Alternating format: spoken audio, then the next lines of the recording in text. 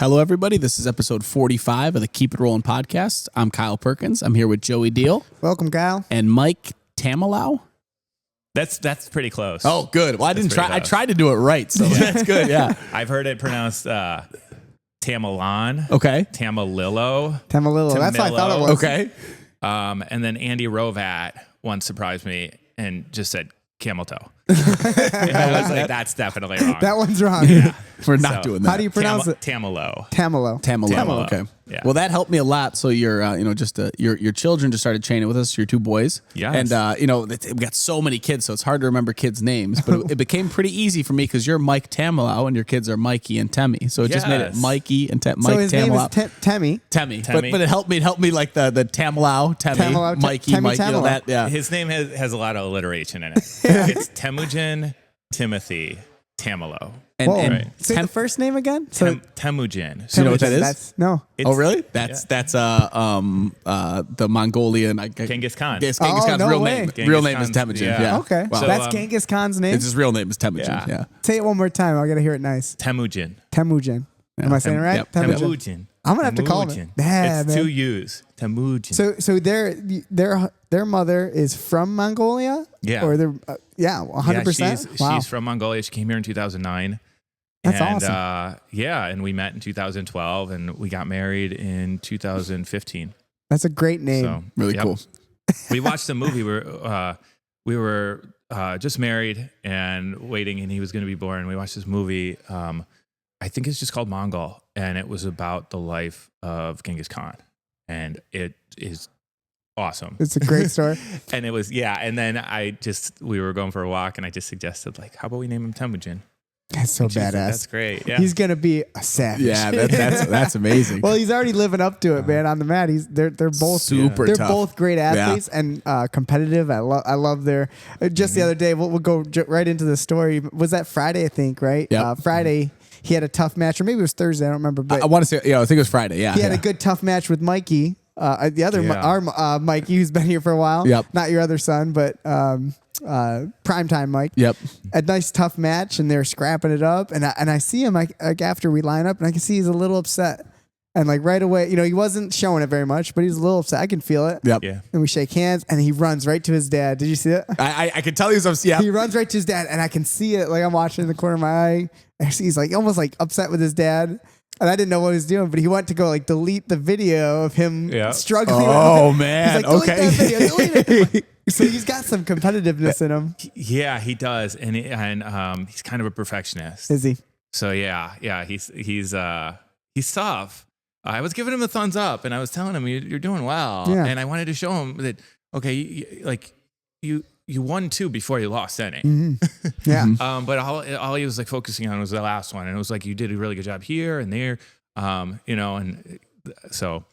It's that tough. It's tough perfection raising kids, that perfectionism of or kids who want to be perfect all the time. Mm-hmm. It's a blessing and a curse for sure. Well, Because they care, but then they sometimes will not want to compete. We'll run into those obstacles because they don't want to feel like they are not doing perfect. It kind of reminds me of what we talked about with Ross with the training dogs of Yeah.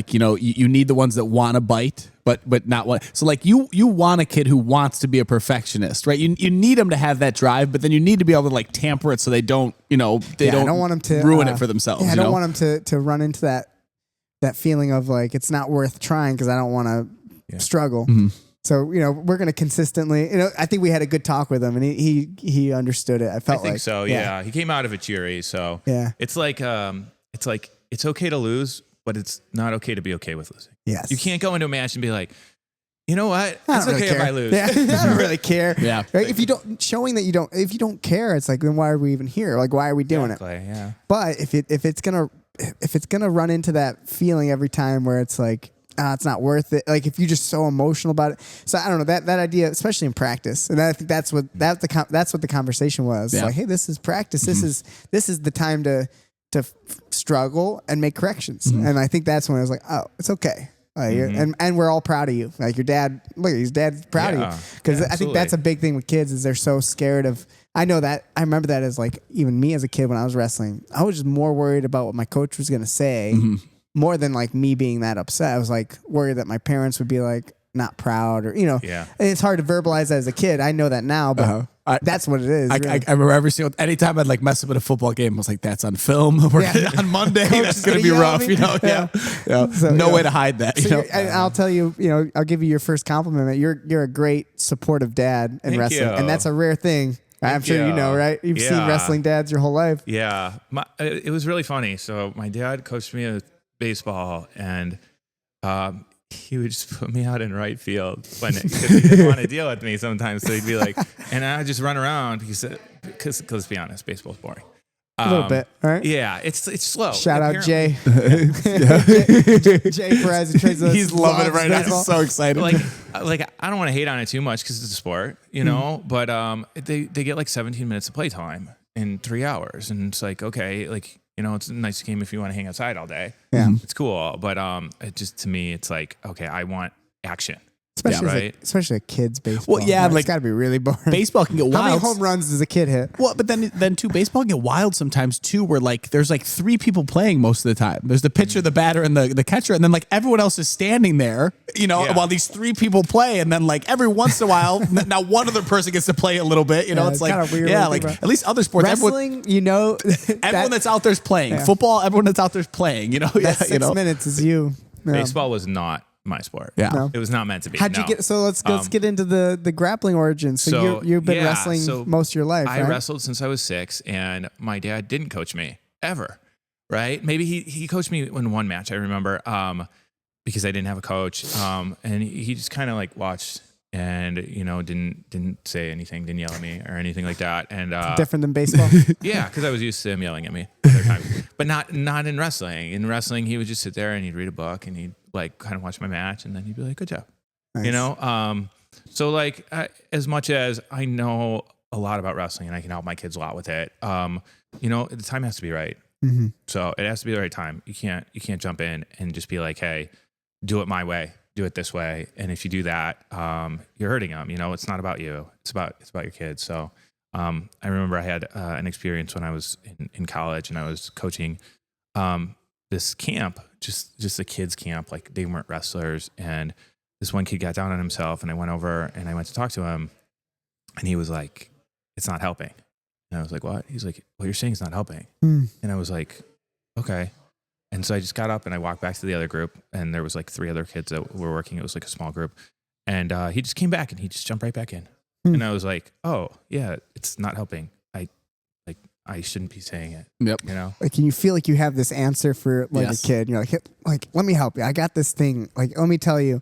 But sometimes that is like the truth. It's like it's falling on nothing. So Yeah. Well, it helped. all you're doing is making them uncomfortable, make them, you know. It happens with a Such a lot thing. of coaches where the coaches get an ego, and then it's like it's I know about the I'm gonna answer. go give them this Yeah. great epic speech and like Yeah. leave them alone, you know, Or like like- yeah, or- you know, like or like a- sometimes maybe they do need that, but it's like, you know, that's part of being a good coach or a good dad or something, is like, you know, reading what the person needs at that time, and maybe they don't know, but you know, And it is so totally different when it's a dad versus a coach. Oh, too. yeah. So Oh, yeah. coach dad, and in wrestling it's super common. I think we've talked about this before, but Yep.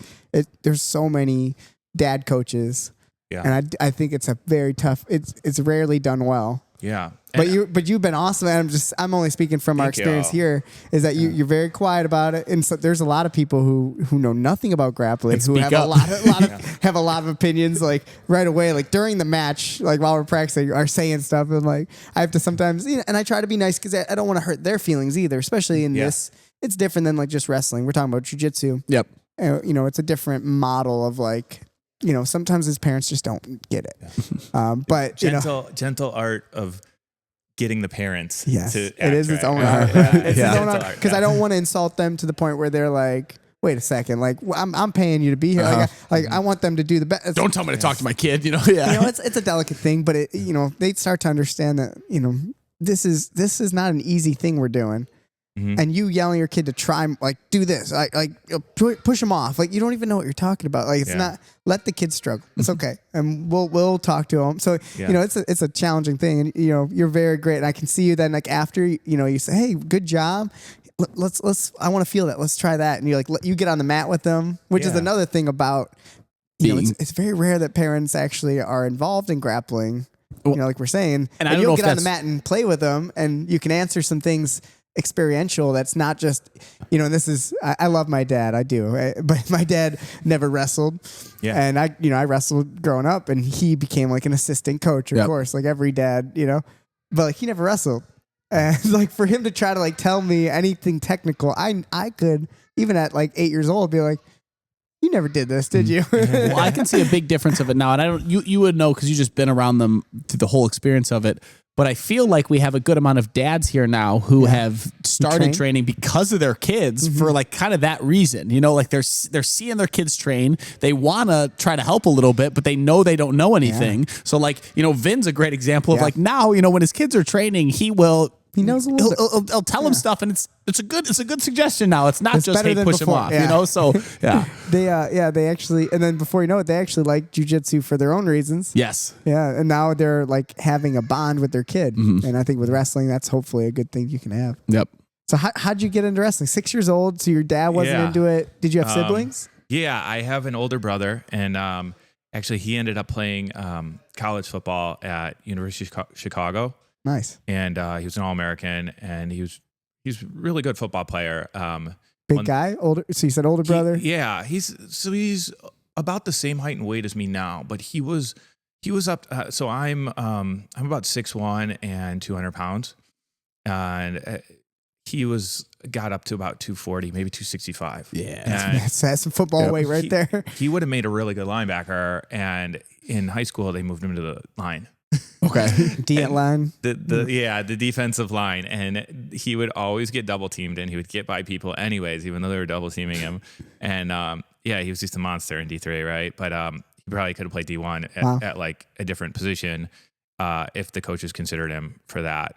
You know, it's really hard with this like recruiting process with football because you just don't have the power to be like, hey, I shouldn't have been D-line. Yeah. You know, and he was the kind of person who was like, my coach told me to play D-line because we need D-line. I'm going to do it. You know, and do the best he can at it. Yep. Yeah. And he would play offense and defense. He would play running back on offense. And I think, I don't know what all his running times were, but I mean, he was good.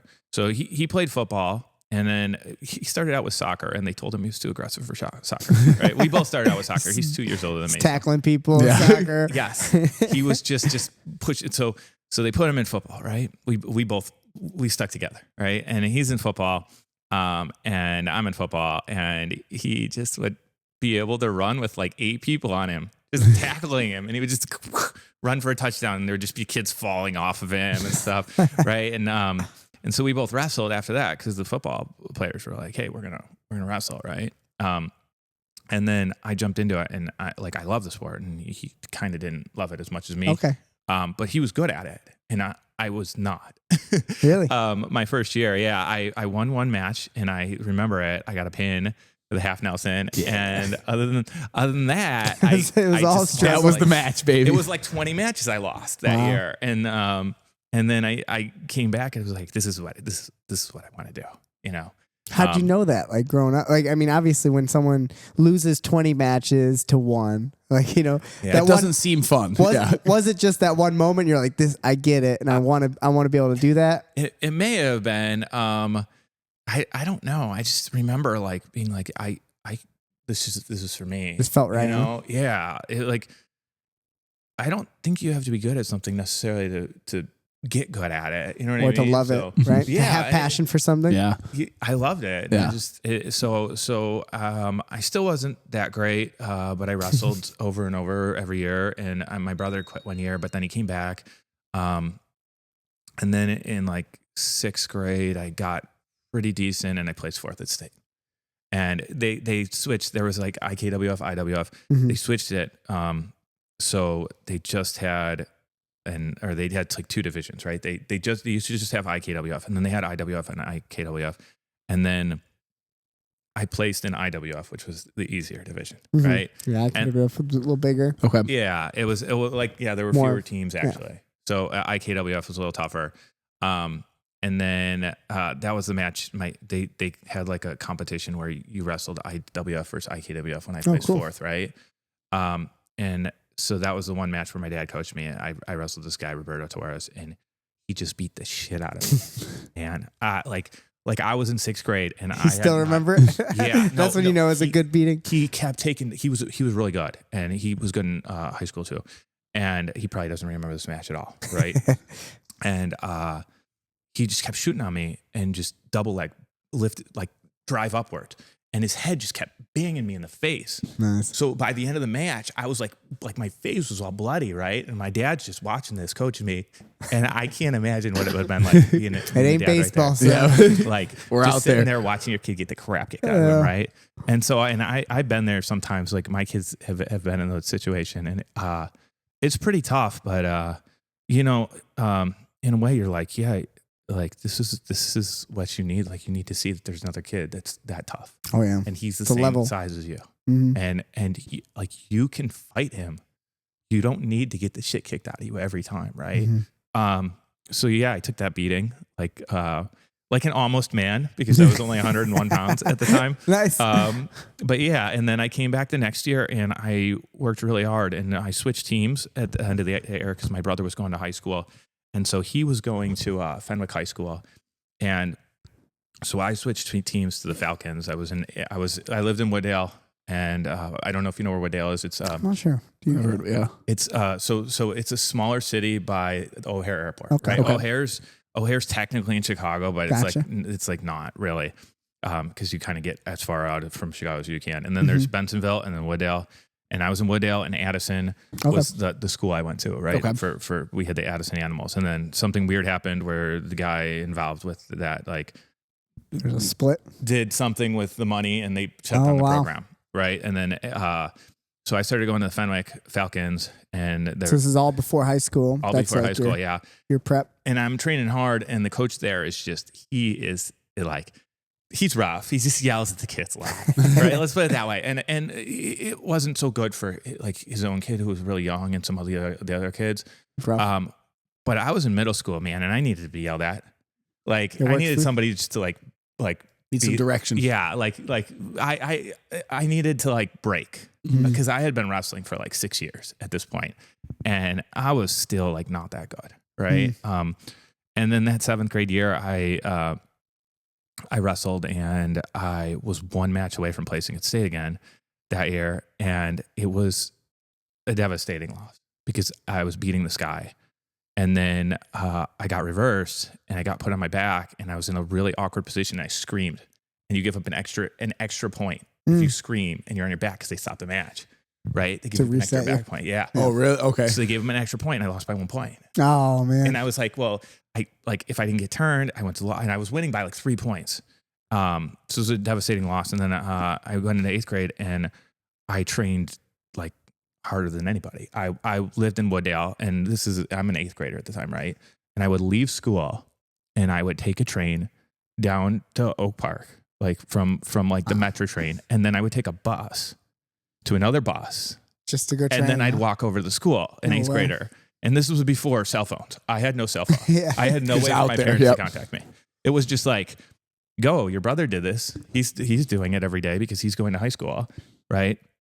So I was like, okay, I'm taking this, and I'm working hard, and I'm going to the varsity practices, and I'm probably not supposed to be doing that, right? I don't know. My coach was like, yeah, you can do that because I'm coming pushing you. Yeah, I'm coming to high school next year, and he's like, you're not going to get anybody unless you come over to these practices, right? I'm wrestling sophomores and stuff, and I'm in 8th grade. But the thing was, I was going to their practice, and then I was going to my practice after. Wow. So I was doing like 3 hours back practice straight. I'd like bring a lunch or something, shower up and then go to the next practice. Wow. So yeah, this is what I wanted to do. I was like, this is how I get good.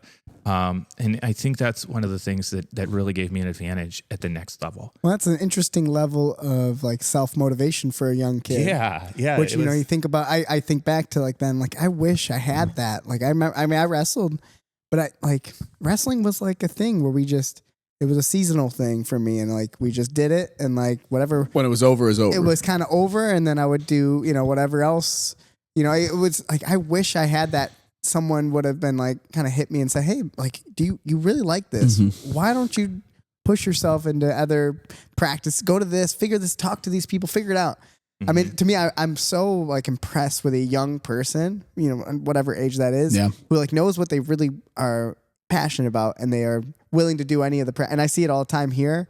I like to talk about Joel. Yeah. Joel is so passionate about MMA. He's a young kid. He came to us when he was 12. Now he's 13 and he's like a grown man strength, but he loves MMA. So he comes to every practice. He's learning jiu-jitsu because he likes studying MMA. all the time. And so it's like, I can see that kid. I was like, man, I wish I could go back in time selfishly and be that 12-year-old kid. And like, no, obviously I knew I was passionate about stuff, but like I never, like when I hear a story like that, that's so impressive to me that you're willing to go to the senior practice, then go to your own practice. Like that's a level of dedication. Yeah. And how did it pay off? And it's funny because, a lot of people who kind of do that, you see them get better than everybody at the time. And they're like the number one guy already. Mm-hmm. And I wasn't. So that year I did really well. I ended up like losing one match, but then I went down to state and, I was like, this is my year to be state champion, right? I'm gonna be state champion, right? Because mindset. If you're state champion, you're locked in. Yeah, if you're state champion, then that's the thing, right? Mm-hmm. You're the guy, and then you can like go home and be like, now I have that for my life, right? So 8th grade, I've done it. Everything's There you go. Now my life is set. Like now I can go party, and then I can go do all the stupid things, and now I can be like my career can fall off, right? Eat Cheetos and play video games. Yep. That'll be the end. That'll be the end. So that's funny. So I took third. Nice. And I was in my semifinal match, and it was a guy I had beat early in the season, and I lost to him like 3-1 or something, like maybe it was 2-1 or some like silly like low score, like close match, and it shouldn't have been. And I just remember like crying and just feeling like crap. And then I came back. It was in high school, and it's obvious. Like I was a bigger weight class, right? I went from 101 to 125 to 147 or something between 6th, 7th, 8th grade. And then in freshman year, I was like, I wanted to wrestle 171. Wow. Our 171 pounder was like really good. Right. So I wrestled 160 a little bit, and our 171 pounder ended up like tough as a freshman. It's heavy That's weight, big, right? Yeah. You're big. Big. Yeah. You're definitely facing the juniors and the seniors. Yeah. Juniors and seniors. Yeah. I was going against juniors and seniors, and our 171 pounder, he was a senior. And our 160 was kind of open, but I hadn't really cut weight before. So I didn't know what it was like. And I wasn't good at it. You're not good at it. Most freshmen suck at it. And you like show up, and then you're like, hey, I got to lose a bunch of weight. And then you're like, well, how do I do that? I guess I don't eat. Yeah. Right. And putting trash bags on and running. Yep. And not eating rice food. cakes and honey. Yeah. So I was just like, our coach had this thing because there were some really bad weight cutters on our team. And so he had this thing where he's like, if you're going to do a wrestle off, you have to be within a certain amount of weight. Mm-hmm. Because he would have like somebody who was wrestling like 135 weighing like 152. Mm-hmm. And we'd be like, what? Are you crazy? Yeah. You have to make weight in a couple days, right? And wrestle that day. Yeah. Yeah. So it's not fair to the guy who's doing the wrestle off, and he weighs 140 and you weigh 160. Yeah. Yeah. And so I was like, he's like, you got to be within like 5 pounds. And there would be days where I'd be like, and I'd be pretty tired and hungry because it's like a full day. And then it's like, okay, I'm supposed to be within 3 pounds and I'm 5 pounds.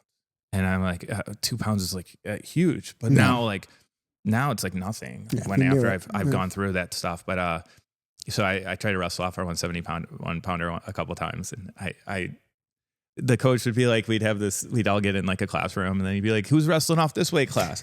And one day I raised my hand, and our 171 pounder is a good guy, but I'm friends with him still. But at the time, I was like, you're too lazy. I was like a freshman. Yeah, I was like a freshman, and he was a senior. And I was like, you're too lazy. I'm gonna wrestle you off all the time, right? And so, and he wasn't exactly lazy. The room got really, really hot, and he would work hard, but he would just look like he was sucking air the whole time. He'd be like, oh man, I can't. Like this is hard, right? And the freshman kid challenge. He's putting on an act the whole time. And so my coach is like, who's gonna wrestle off 171? And so I start raising my hand, and I do it like 2 or 3 weeks in a row, right? And so it was like Sam talks to coach, and the coach takes me out, and he's like, you can't wrestle off 171 every week. I was like, why not? Come on, this is how this works, right? You call out wrestle offs, and I wrestle off every week. And so he's like, just try to make 160. And I'll let you. So I made 160 a couple of times, and I wrestled varsity like a handful of times, and had like So that freshman year was a rough weight cut throughout the year then, huh? Yeah, it was pretty tough, and I did pretty decently. And it wasn't that bad, actually. I just didn't know what I was doing at first, and then I figured it out. And But it's tough just being a freshman anyways. Yeah, in high school, It's awkward. Yeah, and totally. you're kind of growing into yourselves too. Wow. Too. Sounds like you grew early, right? Because Yeah. what was your senior weight? I What did you end moved up getting up to? I moved up my sophomore year to 189. So that's kind of your that was your main weight that you ended up wrestling throughout. I did, and I had an all right sophomore year in varsity, but I got a wake up call real early. It's the very first match we wrestled Glenbard West, and the kid I wrestled was pretty strong, but I was pretty talented, right? And so I come out there, and we're going at each other, and our team's winning. We're winning by like 4 points, right? And if you don't know wrestling, there's you get 3 points for a win per team, and you get 4 points for major, and you get 5 points for attack, and then a pin, right? And Pin. and Pin and attack are the same. No, 1 point more. So like A pin is higher than attack. Yeah. Okay. yeah, A pin's the highest. Pin's the highest. okay. pin's the right? highest, right? And is that interesting? It's way harder to text though. I was gonna say, yeah, right? I mean, I guess It is, but if you're dominant, you should be able to pin them. like the pin is the goal. Yeah. Pin is you the chose- submission, I guess. Right? In If you jiu-jitsu. choose not to pin somebody when you can, then you're not doing wrestling Right, You yeah, know? yeah. But there is a But tech pin, but you don't get tech extra pin, points yeah, for it. you don't But get that's extra- always fun like, to you know, see somebody 15 do that. points. like right as you pin them with the tag. Okay. But let's be honest, if you can tech somebody or pin them, it's kind of cruel to like tech pin them. Yeah, because then You you're know what I like you're mean? torturing them. It's like you're It's a torturing little them. It's like- arrogant. Yeah, because I mean, maybe you're just that much better than them. Yeah. Just pin them. Just pin them early. That was my policy. I was like, pin them Get within the 30 matches over. seconds. Like if you can, if you Mercy kills. pin them as quick as you can. You know, like Yeah, I was more of a pinner. I wasn't like I didn't like long matches. Okay. I wasn't a tech person. I never. Okay. Yeah. Maybe once in my whole wrestling career did I ever score up 15. Interesting. So my sophomore year, my first match, I got teched. Nice. I got taken down after like a minute of flying back and forth, and for 5 minutes, I just got brutalized. Like this dude was just strong, turning and you. I was just tired, and I was just.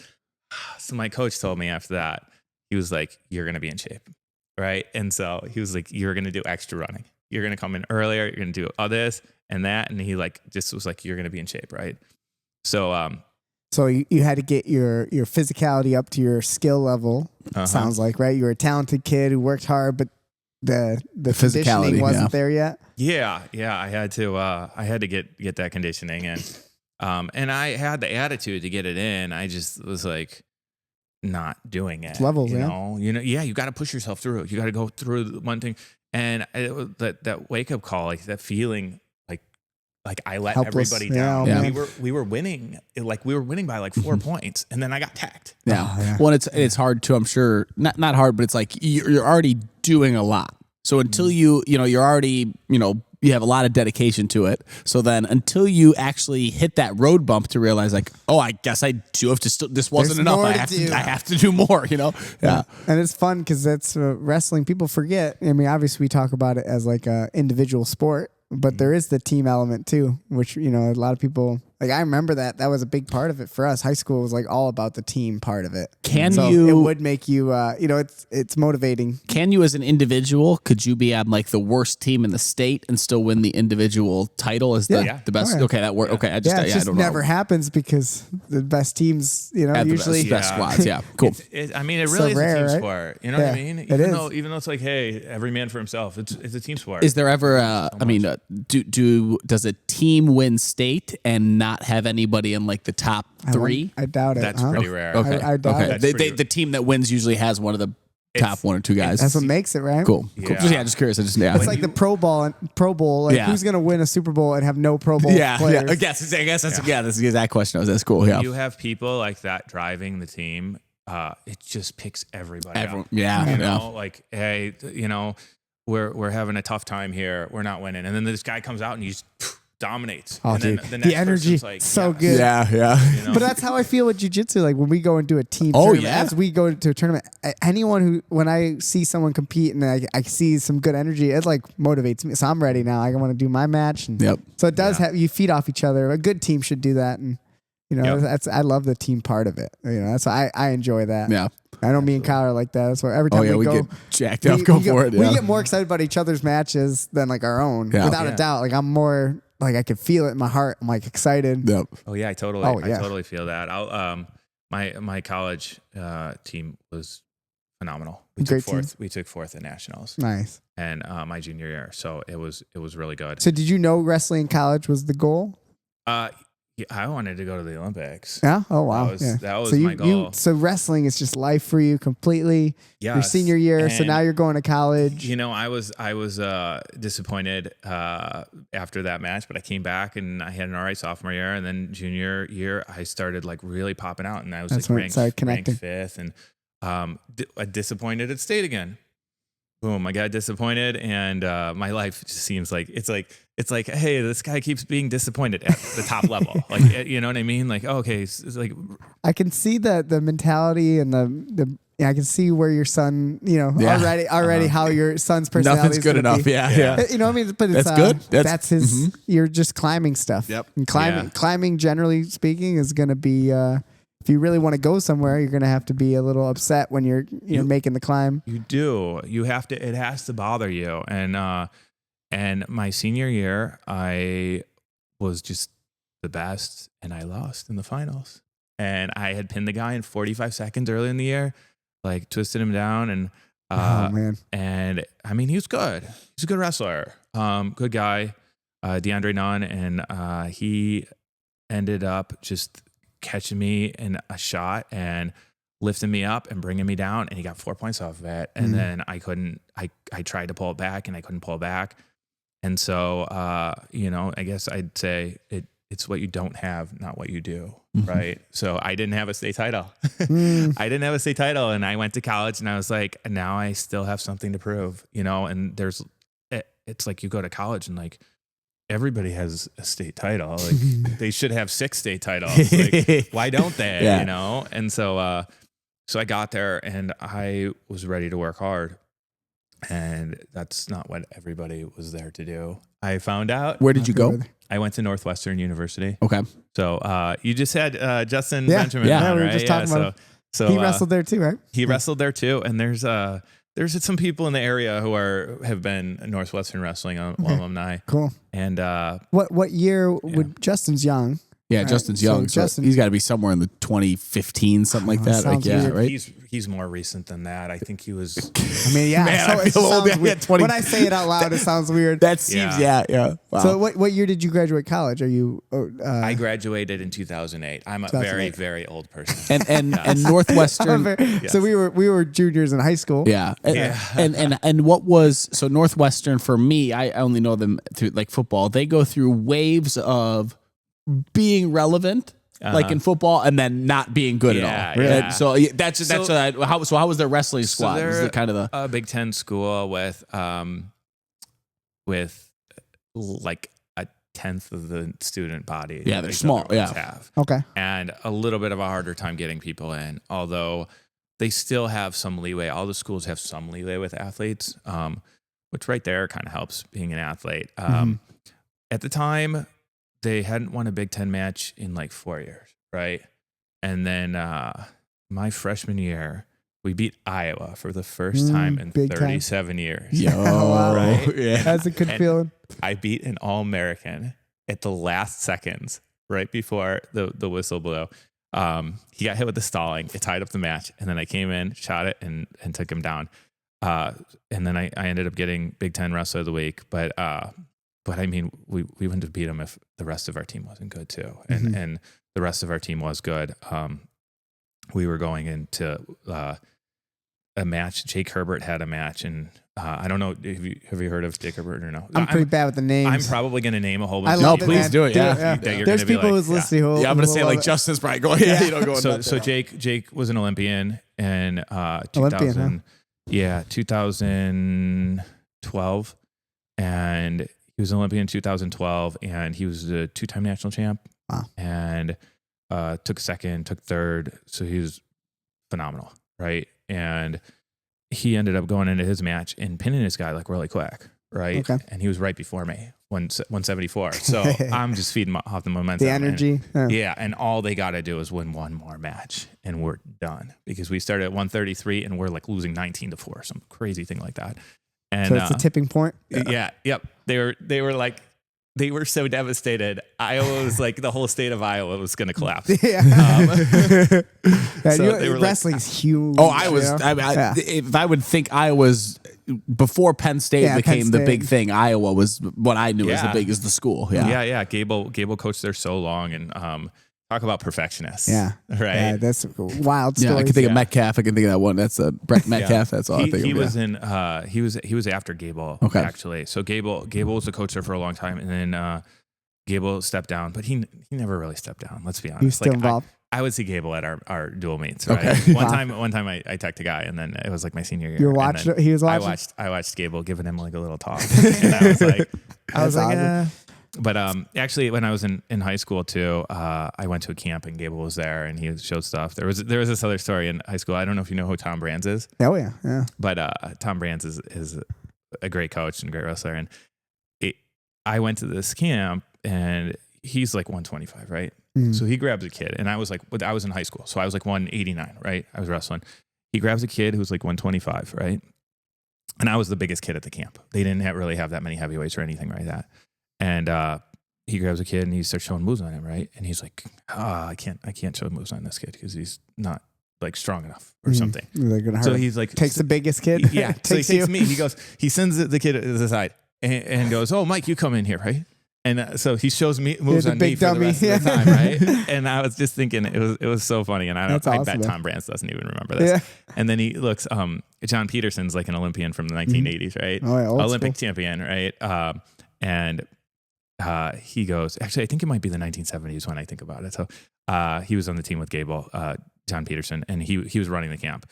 And Tom Brand goes, "Who do you think would win here, Mike or John?" And he's just awesome. like, you remember joking. it as a kid, huh? Yeah, I totally remember that. Special moments. And I was just thinking, like, what are you comparing me to? Don't do do it. Olympic champion. But how cool is it? Like that. But, that's the equivalent of like, you get to, I mean, almost like Kyle loving football and being able to play with like, I mean, at the time, the best quarterbacks and the best guys.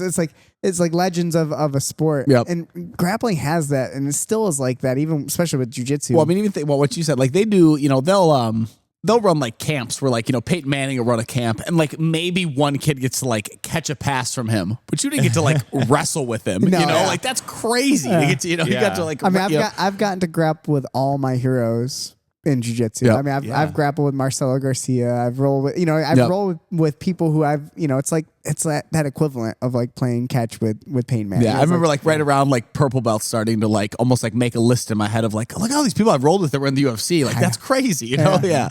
Jiu-jitsu is very special. Grappling, it's just one of those, it's so real. Like you get to go do it. Yeah. You know what I mean? There's no hypothetical. So you have these special moments. They stick out to you. I love that you can remember all of it too. You remember all the people, all the moments. It's so important to remember it. I mean, I remember like details of all my matches. That's amazing. You got to relive them. You relive them, and then you relive them in a different way, and you're like, no, I in that one I finished the takedown. Now you relive them the best way. And then you take your whole life down that path, and then Well, but I would ask you too, and I don't know if you've thought of it this way, but you were talking about your senior year and that disappointment of not becoming the state champion, not having that moment. Mm-hmm. And then to hear you go right to that next story, which it sounds like such a special moment when you guys beat Iowa, and it's like, but do you think that whatever that is, that these wins and losses, these moments, these accomplishments, and then like these like coming up short, they have to be related, right? Like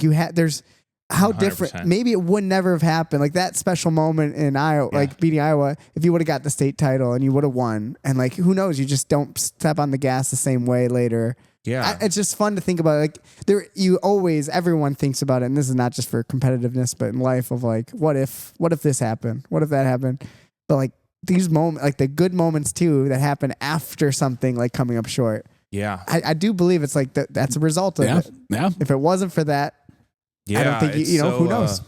So could be totally different. Yeah, counterfactuals. Yeah, it's a lot easier to talk about it later. What if? Right? You kind of walk through them in your head, but at the time you just have to live it. Is that one of your most favorite moments in competitive history for you in wrestling? Yeah. It got better.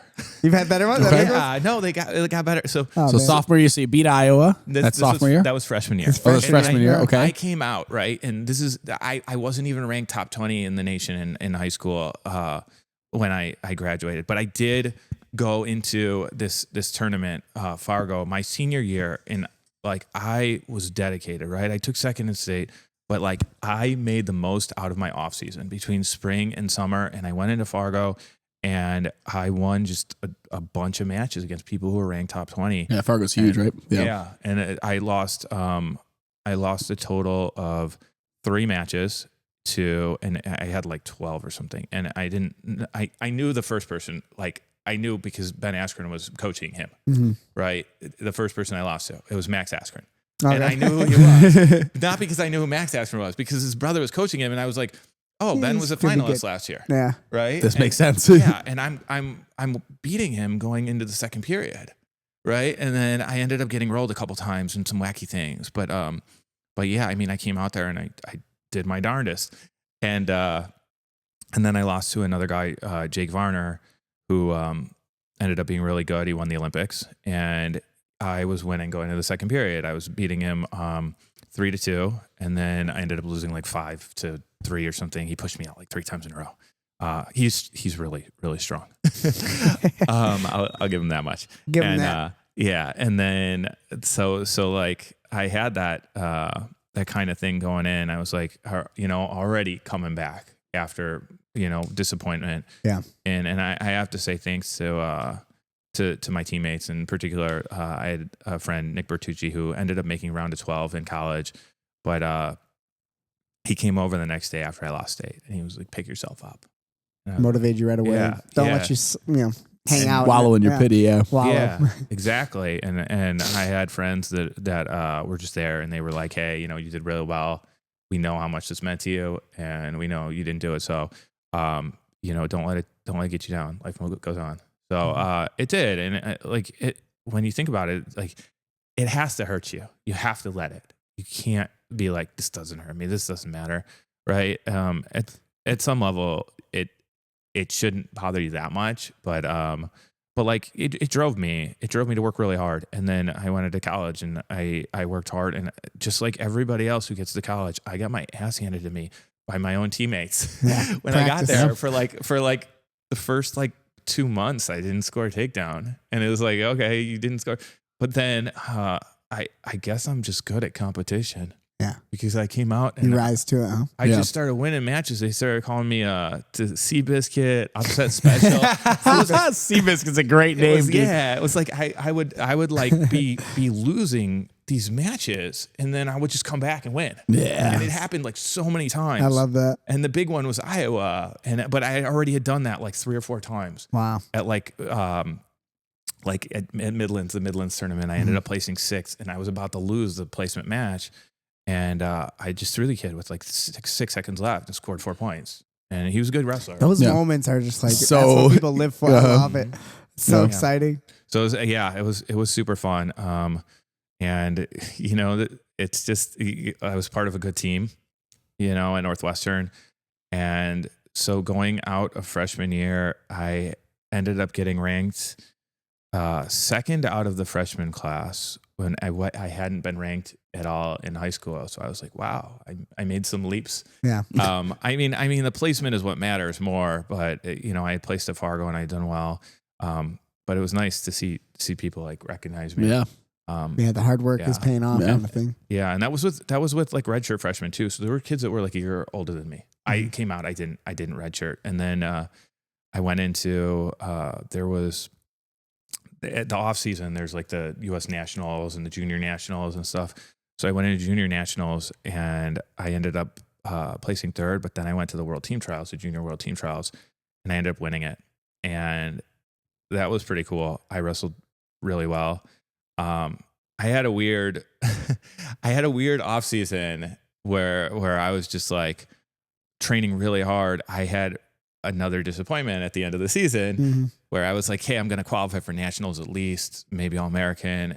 And I ended up not. And I was wrestling 184 and I don't weigh 184. So I had to lose too much weight for it. Okay. That was a problem. Okay. And then I ended up wrestling at the junior nationals. I ended up wrestling 211.5 pounds. Oh, wow. And That's big. yeah. And it was, I was literally cutting like 25 pounds a week to make that 80. 20, yeah, to make 80. The thing, I would just blow up. Maybe 20 You're pounds. just not a small guy. I'm not. And when I train hard, I eat more. Yeah. And I eat more. And then I'm like, hey, I work really hard. Part of the reason I would do so well is because I would work so hard in the practice room. Yeah. And you're hungry. I'm physically hungry and mentally hungry, spiritually. Yeah. I'm just a hungry person. I need more. Just give me more, consume. That's awesome. Right? So yeah, I ended up going to 11.5, and that team was cool. We had Henry Cejudo on it, and we had Jake Varner, the guy who I had lost to at Fargo. But so 2 Olympic champs and a bunch of other great people too. We had a guy, Eric Tannenbaum from Illinois, Steve Luke, and Angel Cejudo, Henry's brother. So I heard he was the truth. he was good. Yeah, was good. I heard literally never lost a match in high school. Oh yeah, four-time state champion. That's his older brother. We had what? So you can tell me if this is true. I heard the story was like that he had, because Angel was so good. Angel was training at the Olympic Training Center, and Henry would come with him. Yeah. And then that's almost why Henry ended up going to the Olympics. Oh, wow. Was like that was almost like a fluke that he went, you know. Really? You might know that better than me. Yeah, I mean he came out to the Olympic Training Center and he was good, but Angel was like really well known. Right? And then when Henry came out, he just worked really hard, I think. He just wanted it so bad. Yeah. It worked. I would hear that he would go to the women's practices and then go to the men's practices. Wow. Right. And he was One of like, the benefits of being little. yeah, right. I mean, technically, and there was you couldn't do that. They'd be like, get out of here. Yep. They had a bunch of good women. They were like, cool. Yeah. So he worked hard, and those two, they're really good guys. They were. I just remember them like on our trip. We went to Lithuania. And on our trip, they were just giggling all the time, and there was this doctor we had on the trip, and they were always like teasing him. They were some cool kids. So did you know he was going to get involved in MMA? Did you ever have a feeling about that? To see where his career has gone. It's an amazing career. You know, people forget too a lot about Henry's career in MMA. And I have a feeling that. At some level, he was like, you know what, I'm gonna prove to you that like I kick everybody's ass in MMA too. That's cool. Because I have a feeling he was like, I don't really need to do this, but I hear people being like, yeah, but come on, it was amateur wrestling. Yeah, and it's like, no, like a badass is a badass. Oh yeah, you know what I mean? Yeah, I mean, it's just what do you want to do? Do you want to put the time in and do it? Yep. But you know, he'd be surprised how many people could. And the same with jiu-jitsu. It's like, if you wanted to get good at jiu-jitsu, just do you want to? Do you want to? Are you willing to sacrifice the time to do the other thing? You know, well, it was funny. Like you only get so many hours in the day. So do you want to do jiu-jitsu? And the first run he had to get to the title shot, I think he kind of like he put time in, but like not an insane amount of time. And then DJ put him down. And then he came back with abs and like got and then it was like but then squeezed by. Yeah. I mean, as much as that was DJ, a close fight. I thought DJ won. I did too, yeah. But still, I mean, amazing, right? Amazing When did he start his MMA career? I mean, after me, I remember he fought Sean Barnett. Was this tall? He was like 6'4", 125er, fucking really super tall, skinny. But look him up. Yeah, I fought him. So he fought. What's his name? Cejudo. He fought Cejudo, and then I fought him right after he fought Cejudo, and he went 3 rounds with Cejudo. It was like, I think it was Cejudo's like third fight. His third, and then it was like I was already had like 10 pro fights, and I fought Sean, and I beat him. It was a tough fight. He was just huge. And I'm small for 25. I ended up fighting at 115 a lot. Yeah. But I remember getting that fight and being like, Henry can't be that good. He like struggled with that guy. Like I smashed him. I thought I did good. I was like, I want to fight Henry. Yeah. I got to try to find a way. And then Henry just started smashing. And then after that, it's like, I don't know. He had a tougher fight with it. I think he still probably finished him in the third round, but I remember like watching it because I was going to fight him and be like, oh, Henry, I think I could beat Henry. Take him. And then he just started shooting up. Yeah. Then he went to the UFC and he was doing great. So, I mean, he was an animal. A little bit of an advantage because he already had pockets full of money. Oh, yeah, I'm sure it helped. So, yeah. He did. So, doesn't hurt. Yeah. He was doing well after he won the Olympics. That's I awesome. heard. I ran into him after, actually, I went out to China because I had a friend who wrestled in the Olympics for Mexico. Okay. And so Mexico actually paid my trip out to China. That's awesome. Like the hotel and everything. Yeah. Wow. And that was what year was that? That was 2016? 2008. Yep. Yeah. 2008 China. 2008 was the Beijing. Yeah. It was fun. It was a fun That's trip. a cool experience, it was interesting. Yeah. It was very interesting. Yep. So you've got some good, that was your, wrap up your college. I want to hear more. Yeah. Because I want to then hear how did the Olympics for you? Where was that journey of traveling internationally? Did you get international competitions? Yeah. So we went to Lithuania, and since I made the world team, that punched my ticket to the Olympic Training Center. Like they have some requirements or rules that say like if you do this, or this, then you can come out and live at the Olympic Training Center whenever you want. Like and that would be like the UWW rules, or that's the just Olympic, USA? The Olympic, okay. USA OEC, wrestling. Gotcha. Right?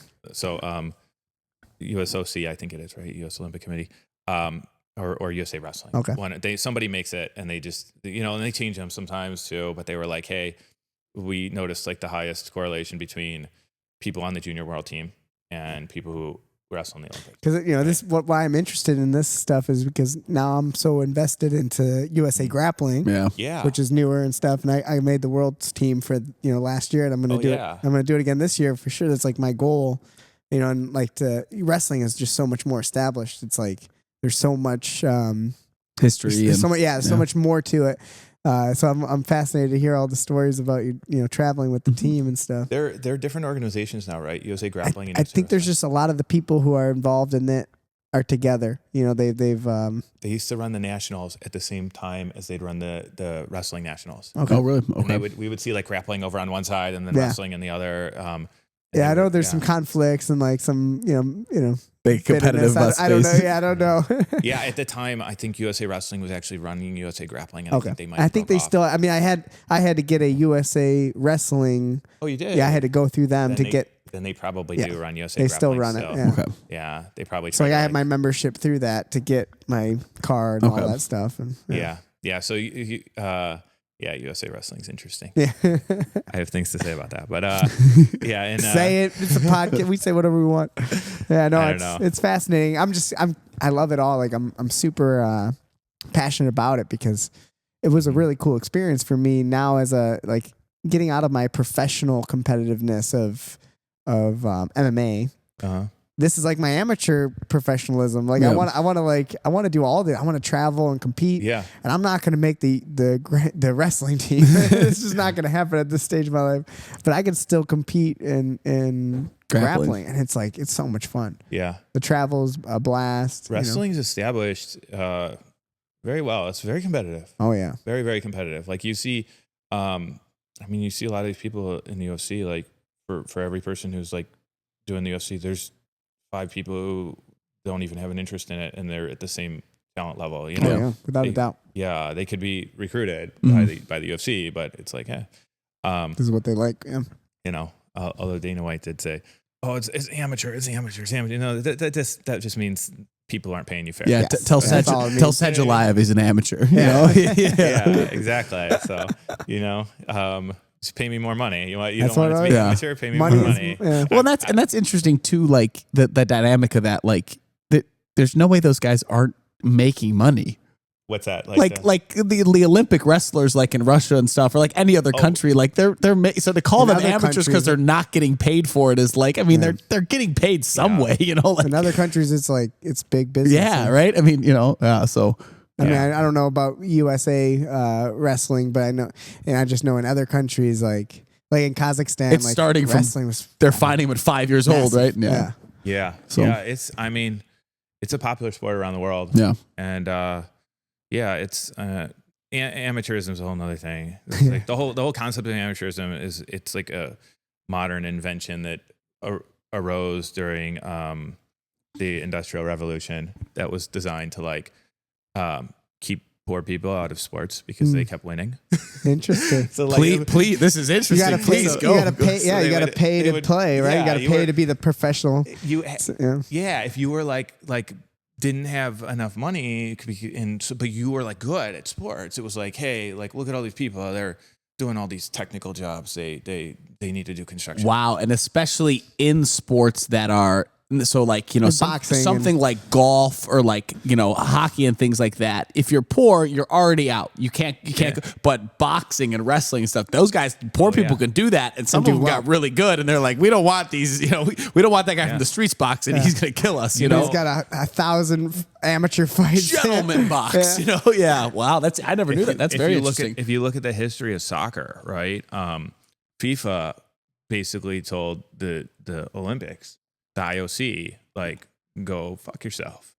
We are going to pay our athletes. Interesting. And soccer blew up because it was like, once you have a business model where you're incentivizing these people to work hard, you create more competition, you create more interest. More people are like, hey, we want to do this. Yeah. Like, look, you can I can build something. You can become somebody. Yeah. You know? And the whole idea behind amateurism was like, you know, slow it down. You can't become somebody. Dishonorable. Yes. They would use like honor, like it's dishonorable to accept money because sports are supposed to be for the general welfare. Yeah, like supposed to make you and so what about Congress being for the general welfare instead of sports? Yeah. How about they don't make money? Yeah.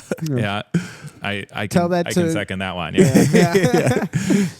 Yeah, it's funny. It's interesting. Yeah, so, I mean, there's so much story to that. That would be an interesting conversation, all just about the history of sport.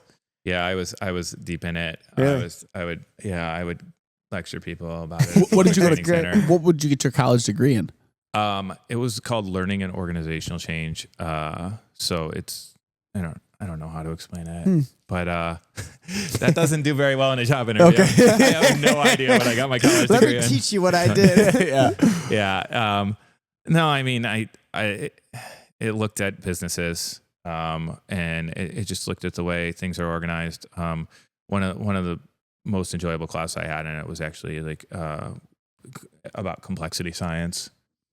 So I ended up. Sounds too complex. Being honest. Sounds complex. I lost you. You lost me at just the science. Sounds pretty complex and scientific. You know, it's like the butterfly effect, chaos theory kind of stuff. But that makes it sound like pop culture. But it's really the idea of like, you know, maybe if you don't win a state title, it might motivate you to do really well in college. Yes. Yes. Initial conditions, and then there's a sense of like if you can't know the initial conditions. As you know, things develop naturally. The only way to figure out where you're going to end up is to actually do the computation, right? And you could probably refigure out the initial conditions if you just watch it run for a little bit. You could see the. You might be able to, unless there's randomness. Okay. Right. So if there's randomness, which is life. Yeah. And if there's or unknowns, right? You have to know essentially everything about your state. Yeah. So. I ended up getting a master's in computer science in 2021. Nice, right? Maybe it was 22. Is that what you do with your job? That's where your profession is? Yeah, computers and mostly. I'm in like artificial intelligence, data science type of work. So I've built this like natural language processing models and different image recognition models, stuff like that. That's awesome. Wow. No, honestly, didn't know. I was You know, this is why I love the podcast so much. To take time, we really just said we just want to hear about his wrestling career. You know, But like in between classes or after a kid's class, I just don't have time to sit and talk to everyone and be like, hey, what do you do for a living? You know, I would love to hear that. Yeah, absolutely. I would never have guessed. To being honest. Yeah, it fascinates me. So like one of the things is with complexity science, it would be agent-based modeling, right? So ABM they call it, and there's a program called NetLogo, and the founder, the creator of NetLogo is from Northwestern University, Uri Walensky. And so I took a class in college about NetLogo, and then I kind of signed up on like their list servers and stuff. And so in 2018, they sent out a message like, anybody wants to sign up for this class? And I'm like, not at Northwestern University, right? I'll do it. And I just send back a message to the professor. in. Can I audit your class, please? And he's like, okay, but you have to show up and you have to do all the homework. And I was like, absolutely, wow. 100%. So you love learning, so you're willing to go back to school. That's cool. So cool. I would ride a bike up there, and I was, married with 2 kids at the time. Wow. And so I'd go up there 2 days a week, and I would take the classes and do all this stuff. And then I was working on a small business at the time, startup, I should say, because it was just working through trying to build something and make it work. We were building. We were trying to use reinforcement learning, which is a method of computational learning for building out agents that could trade, right? Wow. Trade markets, right? And the first thing is to build the environment, right? So I would go up to Northwestern, and then I would wrestle a little bit with their guys. And on Tuesdays and Thursdays, I was like, come on, this is an opportunity. Pop your head for in. me to, yeah, it would be. It's like a spring, the Wildcat Club, so the spring program. So I would be in there, and I would come in. And Matt Sarniello would be like, "Oh, cool! Like, thanks for coming in, and don't hurt yourself, old man." Right? Which is like every time I come to practice, my wife's like, "Don't hurt yourself. Get hurt. Yep. Just don't hurt yourself." Right? So and if we go back, we take a step back, right? Learning organizational change. That's where I started in college.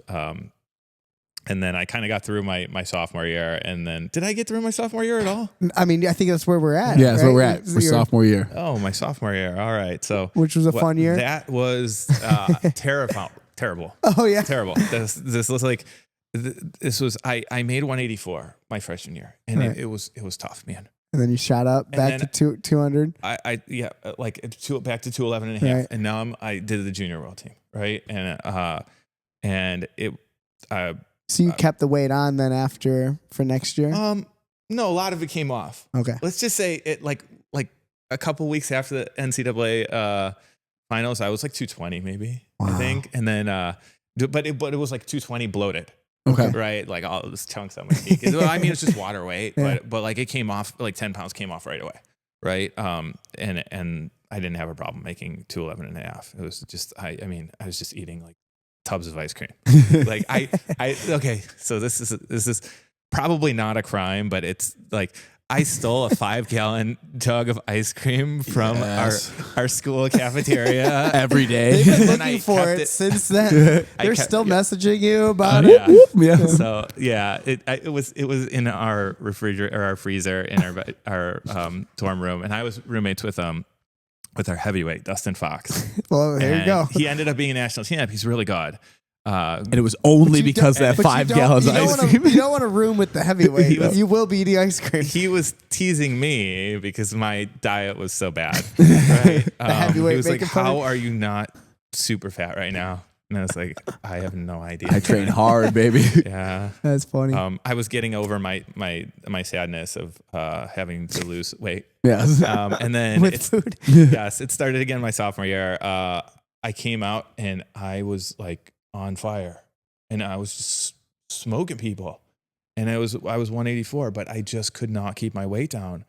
And I won Michigan, and then I won another tournament, and at the second tournament that I won, I ended up beating the guy who won nationals that year. This guy, Shane Webster, and I beat him in the finals, and we left the tournament, and my teammates were like kind of teasing me, and they were like, what'd you weigh? And I stepped on the scale. It was the end of the day. Like the beginning of the day, I had made 184. I had wrestled all day, and I was eating and drinking all day, right? Mm-hmm. And because they tell you, like when you're wrestling, they're like, don't try to cut the weight. Don't worry about your weight, right? And so I came and I checked my weight at the scale like after the wrestling was done, and it was 204. Jeez. I gained 20 pounds during the tournament while wrestling all day. Yeah. Sweating. I mean, you got to eat like 40 pounds of food. Then that's a challenge. I mean, that's insane. Physically not easy to do. No, I mean, I just gained all that weight, and it was like I just kept having to lose it. So going into Midlands is like a really. Did you experience any health problems as a young kid, like doing that? Did you feel like at the time? injuries, because sometimes Depression. that's what. Yeah, I mean, Deep it does depression. messes with your It head. is a real health problem. Yeah, no joke. Depression is not And body dysmorphia, all that stuff is something that people don't really talk about with wrestlers, but it fucks with your head. It does, and it's technically it's bulimia. Oh yeah, you're just going up and down. You may not be vomiting, but you're trying binging to and you're purging and you purge. Yeah. Yeah, so people don't talk about it as much, obviously with guys, it's like, it's like, oh, get over it. But it's like, it's a real psychological it fucks with your head. Yeah. And I didn't want to when you look in the scale and you're like, oh God, and you're looking in the mirror and you're going big, little. Yeah. Mess with you.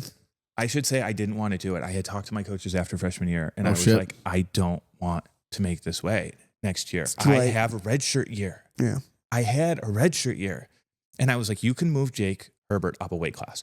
Our 197 pounder has one more year. When I initially came into school, I was like, I want to come off and I want to wrestle right away. But then I want to take a redshirt year because then I'll get much better. And I'll come out the next year firing on all cylinders, right?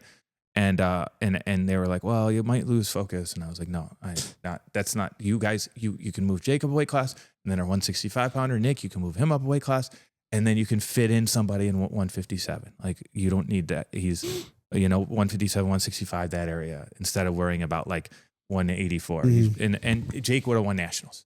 He lost to Ben Askren in the finals that year. And he only had one loss. It was to Ben in the finals. Wow. And if he had wrestled 184, the guy who was the second place guy was Roger Kish, and Jake wrestled him at the All-Star Classic the next year, and he beat him like 8-2 or something. And would have been a nice win. Yeah, and the finalist, the guy who won it, I beat him. He had one loss all year, and it was to me. Yeah. Wow. So and Jake could have got him. He could have got him. I mean, to be fair though, he planned this all out. To be fair, like I actually was kicking Jake's ass at the beginning of sophomore year.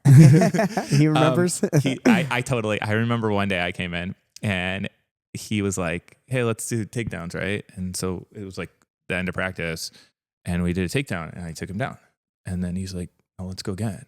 And I like took him down like 6 times. Let's do one more. Let's do one more. And I was like, the only way I'm going to get out of this is if I let him get one and then shake hands. No, I mean he kind of earned it. He kind of earned it. Yeah. But that day I was pretty on that day, and he was getting, the more frustrated he was getting, like it actually kind of made it easier, right? Yeah, he's making mistakes. And I was like, all right, cool. So, that's wild. But I mean, he was good. There was days he would just come in and fight me. But most of the days we were going back and forth pretty hard. So in your junior and your senior year, is that when you finally got to be the 200-pound guy that you are? Yeah, I ended up, so my sophomore year, I did really well. And then I got to Midlands and I got injured in a match with this guy, Josh Glenn, who was a future national champ. So I would assume this yo-yo weight change has to do with the injuries too. You know what I mean? Yeah. People don't recognize that. Usually in the time you're thinking it's an injury because of this, but when you're bouncing weights, you're dehydrated ligaments, 20 to 40 pounds up and down, you're going to get hurt. I busted, it was my ankle. I busted my ankle just from stepping or something. And I was like, it's not a healthy way to live, Eventually it's going to catch up. Yeah. And so ended up any surgery or anything, or is it just? I didn't know. And surgeries are not good. Good man. But good man. Sounds like Kyle. Yes. I wish I learned that lesson along my way before, but I did have a coach tell me that at some point, like maybe you shouldn't get surgery on something. And I was like, I don't know, like I'll take your advice. But then I just thought, you think in your head, like surgery's going to solve it. Doesn't. Yeah. I'm like most of the time it doesn't. Because there's a root problem. Yeah. And now you're just tying shit together and then what are we actually fixing? If you can avoid it, it's it's totally worth it. Yeah. The only times I've ever had surgery in my life have been like immediate, like that night because of something. Like my big toe broke off my foot, so they had to like surgically put it back on that night. Like other than that, I've never like waited and had, Yeah. We've had little injuries, but it's it's definitely yeah. I mean, I really do believe that weight cutting like that has a attributing factor. Stuff happens. It definitely does. I mean, whatever you have, your body needs fluid. Oh yeah. It needs fluid. To be strong. Like and you just drank a whole bunch of water after weighing in, and you have like an hour or two to wrestle. Like your body's not like taking that water and producing synovial fluid. Yeah, it's just in your stomach. Joints. Yeah. Your joints are it's not converting that fast enough. It needs time. Yeah. And I came out and boom, I get injured, and then I at the end of the day, my coach is like, I'm like, I can't wrestle tomorrow. Like I'm injured and it's bad. I can't even step. I'm not walking. And he's like, you're going to wrestle. You're going to make weight. And like, I had already had some conflict with them because I had already said like, I want a red shirt. And I even came to the first couple tournaments, like the open tournaments without my Northwestern stuff on. I was like putting on a red and blue singlet because I was like, I can still redshirt if I don't wrestle for Northwestern. Wow. You know, so but some conflict, huh? Yeah. So it was a little conflict and they were like, you're going to wrestle. And I was like, I am injured. And he's like, well, you're going to make weight at least.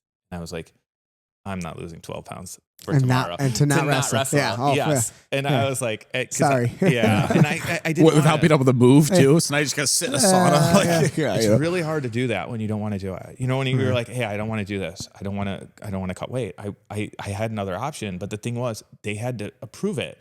And at the time it was like, as an athlete, you held no power. You could not switch schools. The transfer portal was great. Whenever these coaches like bitch about it, I'm like, find a new job then. I'll take your job. Like you want to complain about it? Like I know it's hard, but like the athletes should have the power. And like to be fair, like you know, if you're a coach, like you want your time to go forward towards something. But like even just connecting with your athletes and being like, hey, you know, like even if they transfer, go off to a better school. I'm glad I got to work with you. Yeah, you better know fit I mean? for you. What's best for everyone, kind of thing. Yeah, they're gonna pay well, most of them. So it's, I mean, like you said, this is the life. This is a dream. Like, you know, a lot of these college coaches who are coaching, like that's what they want to do. So like, I would hope, right? If you're gonna be, you know, in charge of that, it's not easy. I know it's not easy. They do a lot of work. Anything. If you're gonna be good at it, it's not gonna be easy. It's gonna be a tough job. You have a lot to do, but hopefully they have everyone's best interest when it comes to that. Yeah, the athletes need to have a say. So so I didn't at the time, and it was brutal. And then you know, my first part of the season, I was undefeated up till that Midlands match. It was like 12 or 13 wins in a row, right? And then the rest of the season was just like 50-50 or something like that, right? Getting pushed out into the matches. I came out my sophomore year and I was like smoking our 197 pounder. And one day he goes, Tamillow came out like he had a stick of dynamite up his ass. Yeah, and I was like, because I was just firing at him, just going. And I never used to beat the 197 pounder. He was so strong.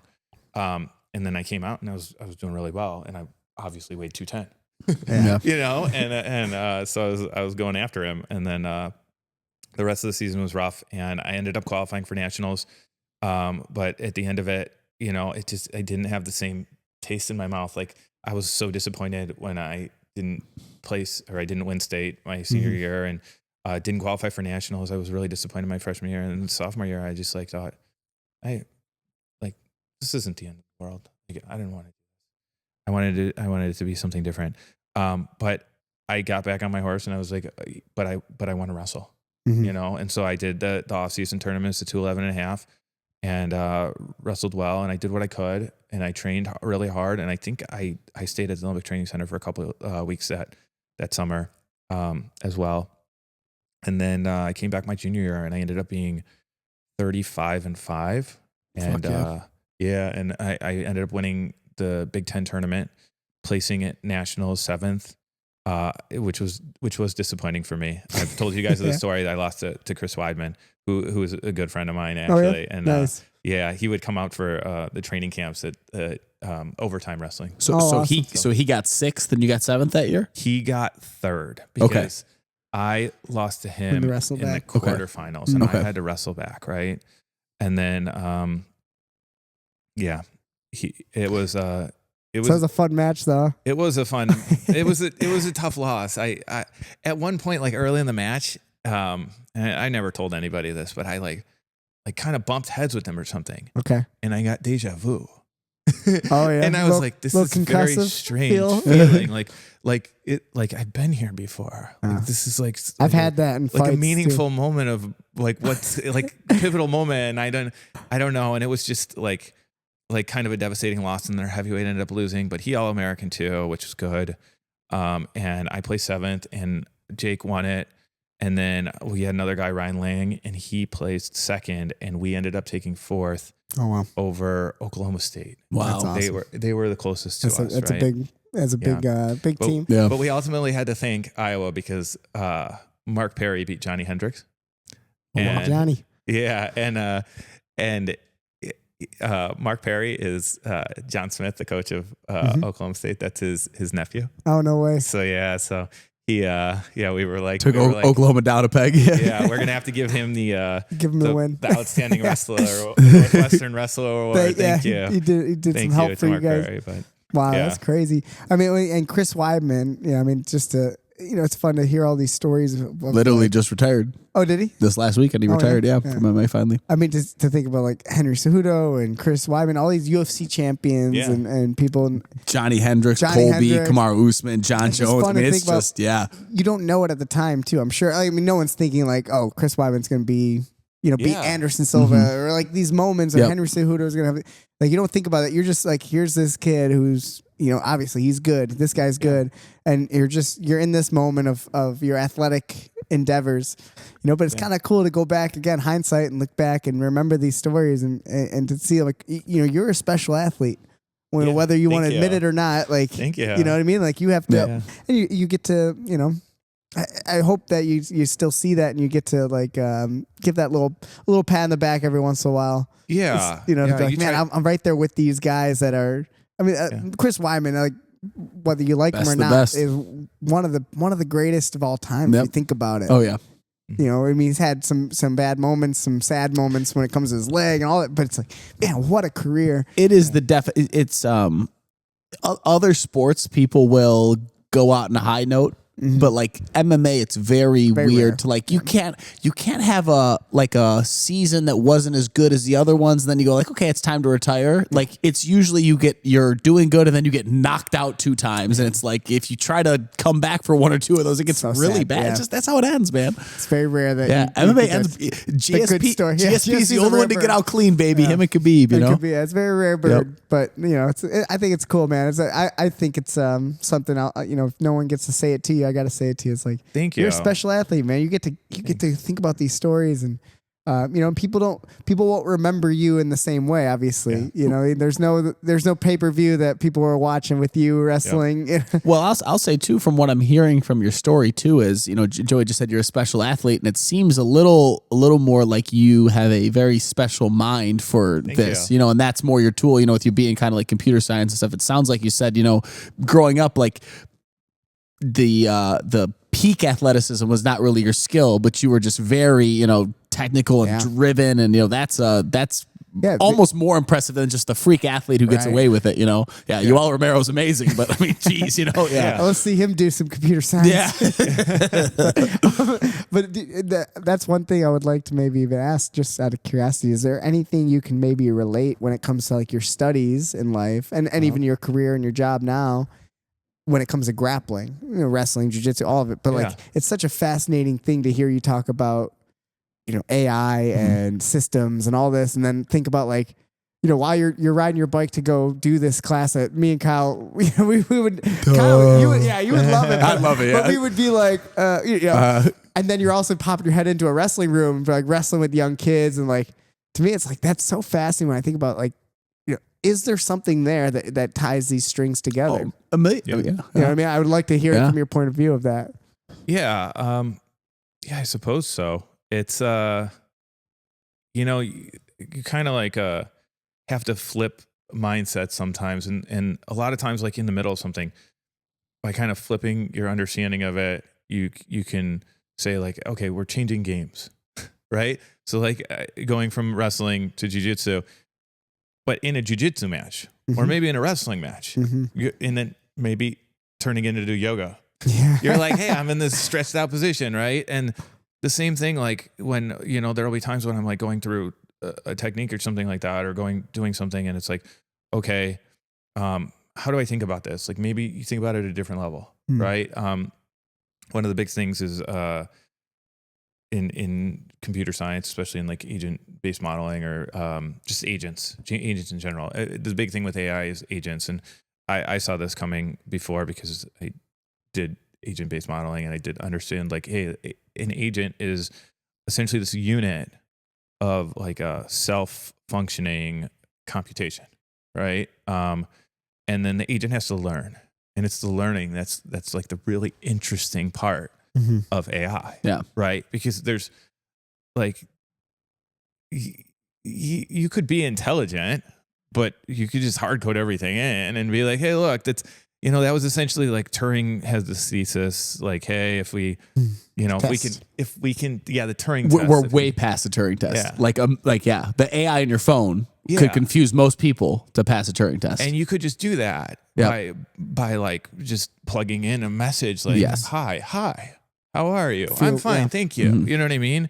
And that's to me, that's not like that's not the interesting part. Yes, but then like the AI. So I just rewatched it again the other day. So Joey re-interested me in it. So they just made a documentary about Deep Blue beating Kasparov. But then there's another documentary on YouTube that is about them making the AI that beat the best Go player in the world, which is a much more complex game. Yeah, and it is self-learning with a little bit of human input.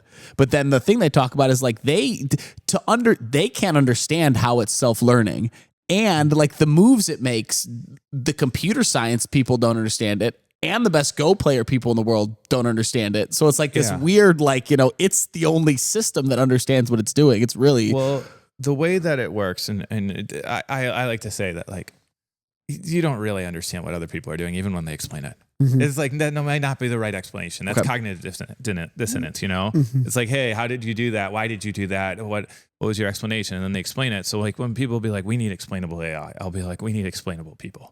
Right? Good luck. It's like so what that's doing, and what most of these systems are doing now, or they're at least using a lot of it. Like they use a combination of neural nets with reinforcement learning, right? The neural net essentially is a universal function fitter, right? So a function is just you have an input and then you have an output, right? And so the neural net's essentially saying like you have this input and we need an output, right? So we have enough examples of what the correct output would be, right? You're going to do a move. Yeah, so I'm thinking of jiu-jitsu. You're in a position. It's so easy to see that. You're in a position and you're like, hey, the correct output, the correct move to do would be this one. But there's some variable. Position, right? And you could say there's like 3 correct moves, right? Okay. You could say with some probability, like this one to do with 70% probability, this one.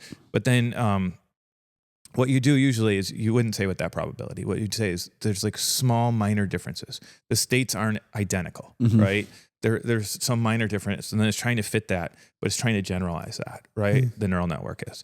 It's trying to fit that. It's trying to generalize it. It essentially uses. Have you ever seen like this a linear model, like what's the you have a bunch of data and then you fit it with a line, right? Yeah. Line of best fit, right? The line of best fit is Are you familiar with that? Yeah. So think, Joe, if you had like a graph, right, and you put a bunch of data points on it, you would draw a line through the middle of the data points that would be like kind of the average of all those data points. Okay. Does that make a little more sense? And then you do that by getting the least squares error, what's called the least squares error. So you take the line and you just minimize the amount of error, essentially. And you square it because there's negative values. It's going above them, right? So to do a neural net, you essentially do that, and then you modify the data a little bit, or I don't want to say modify. You use this like function, an activator function, to make it nonlinear. Okay. Because not all data is linear, right? And then you have another layer, and that does the same thing, and it fits the next layer, and then you have another layer, and that does the same thing, and then and that's how it can fit any type of data, right? So it really fits like any type of data, but it's just fitting it. It doesn't mean it's correct. Like if you're wrong, if you give it bad examples, it's not going to be right. And if you give it examples and then it's seen a new example that's not in any of the examples you gave before, to then learn that. Well, it's trying to make a guess what's the best move. Right. So you'd say like, hey, I'm in all these positions, like, which is all what positions. we do. Yep. Yep. You're in positions, right? You have and based on prior knowledge or based on the other systems, it's making a guess based on that. So it would be making a guess based on previous examples that it learned from, right? But then it's experience. It's like its own computer experience. Yes. But then using reinforcement learning, you create examples. So you run the game as like a simulation. So you'd say like, okay, you have the laws of physics, right? Essentially, you have these laws of physics, like things fall when you drop them, and you can only move like where there's no person. So you're creating some rules. Right? Yeah, and there's a certain strength, and so you end up with this state, right? This complete state. And then you end up with a state action pair. What actions can you take, right? And so you'd say like, in this state, I can take this action, right? In this state, I can take this action. And then you end up with a reward, right? And the reward in jiu-jitsu would probably be points or submission, or a position or whatever. Yeah. Okay. And if you did subs only, you could be like, okay, it's a complete submission. But still, you have all these states that lead to the submission, right? Okay. And maybe there's no points associated with the states. And you'd think this weird state, like you go on your back and you'd be like, oh, cool, like this is not dominant. Yeah. Right? I'm in this really, but it really leads bad, to this. but it could lead to something real good. Mm-hmm. And so what you got to do, that's pretty complex to try to create that. Yep. So you create a sequence. So let's think of like a video camera, right? Yep. You're videotaping somebody. You create this sequence of pictures, right? That's how I always describe jiu-jitsu people. Yeah. Yeah. And then you get to the end of the sequence and you win, right? So now you go back and you take those sequence, and the ones that are more recent, the ones that are closer to that victory, those get higher scores. So you want to get to those positions better, right? And the ones that that are further back, they get lower scores. So you use like a weighted decay. Yep. And you're just decaying the amount of value as it goes back further in time, right? And then if you lose, right, you do the opposite. Yeah. So you're like as it gets worse and worse. So from the other point of view, yeah. And so now you start to have what are called labels, which are the rewards for each state. And now in the neural net, you start saying like, you're in this state. If from this state, I can move to this state. I can move to this state. I can move to this state. And like, it could get wild. You just, so you just don't like that. I once, for everybody, and I took it. So I made a like a bubble chart of like jiu-jitsu. So I'm in guard. I could like sweep the person. I could do this. I could do this. I could do that. Then you went to that bubble and it went to another one. And I said the only way that it would be if it was jiu-jitsu would be instead of that bubble graph being 2-dimensional, if it was 3-dimensional, where the bubbles could go any direction. That is really what learning anything really is. You know? That's called a decision tree. Yes. In computer science, right? You end up with a decision tree, and you like the flow right? workflow. Yes, the flow charts. Yeah, we're trying to do like this, for emails, like workflow. Yeah, where it's like the email, it drops into this decision tree or that decision, and if they haven't called, we do this. They haven't do that. Yeah, and it can be recursive because it goes back to the start. Yes. Right? So you're like, hey, this could end you could end up going there, right? And we're all starting all over again. Yes, and that's where it will get like messed up on like a 2-dimensional surface, is like drawing those. So that's why you need like a 3-dimensional world to make those looping connections. Just to draw, just to visualize. Yes, yeah, it's a big thing in computer science, graphical modeling. Okay. Right. So there's neural networks. There's also these things called probabilistic graphical models. So in 2016, I was invited to this probabilistic programming and advanced machine learning thing run by DARPA, Defense Advanced Research Project Agency. So I flew out to Washington D.C. and that was actually kind of fun. Wow. I was just running like this business, Unicorn Markets, trying to use reinforcement learning and trading and neural networks to create agents, but we also have to create the environment. So you kind of have to come up with a theory, like an economic theory of like, okay, how can we create a functional environment for trading, right? So there was, and then what you can do too is this creates synthetic data essentially. So you're creating like a synthetic environment, and then what you do is you train the agents as well with real data.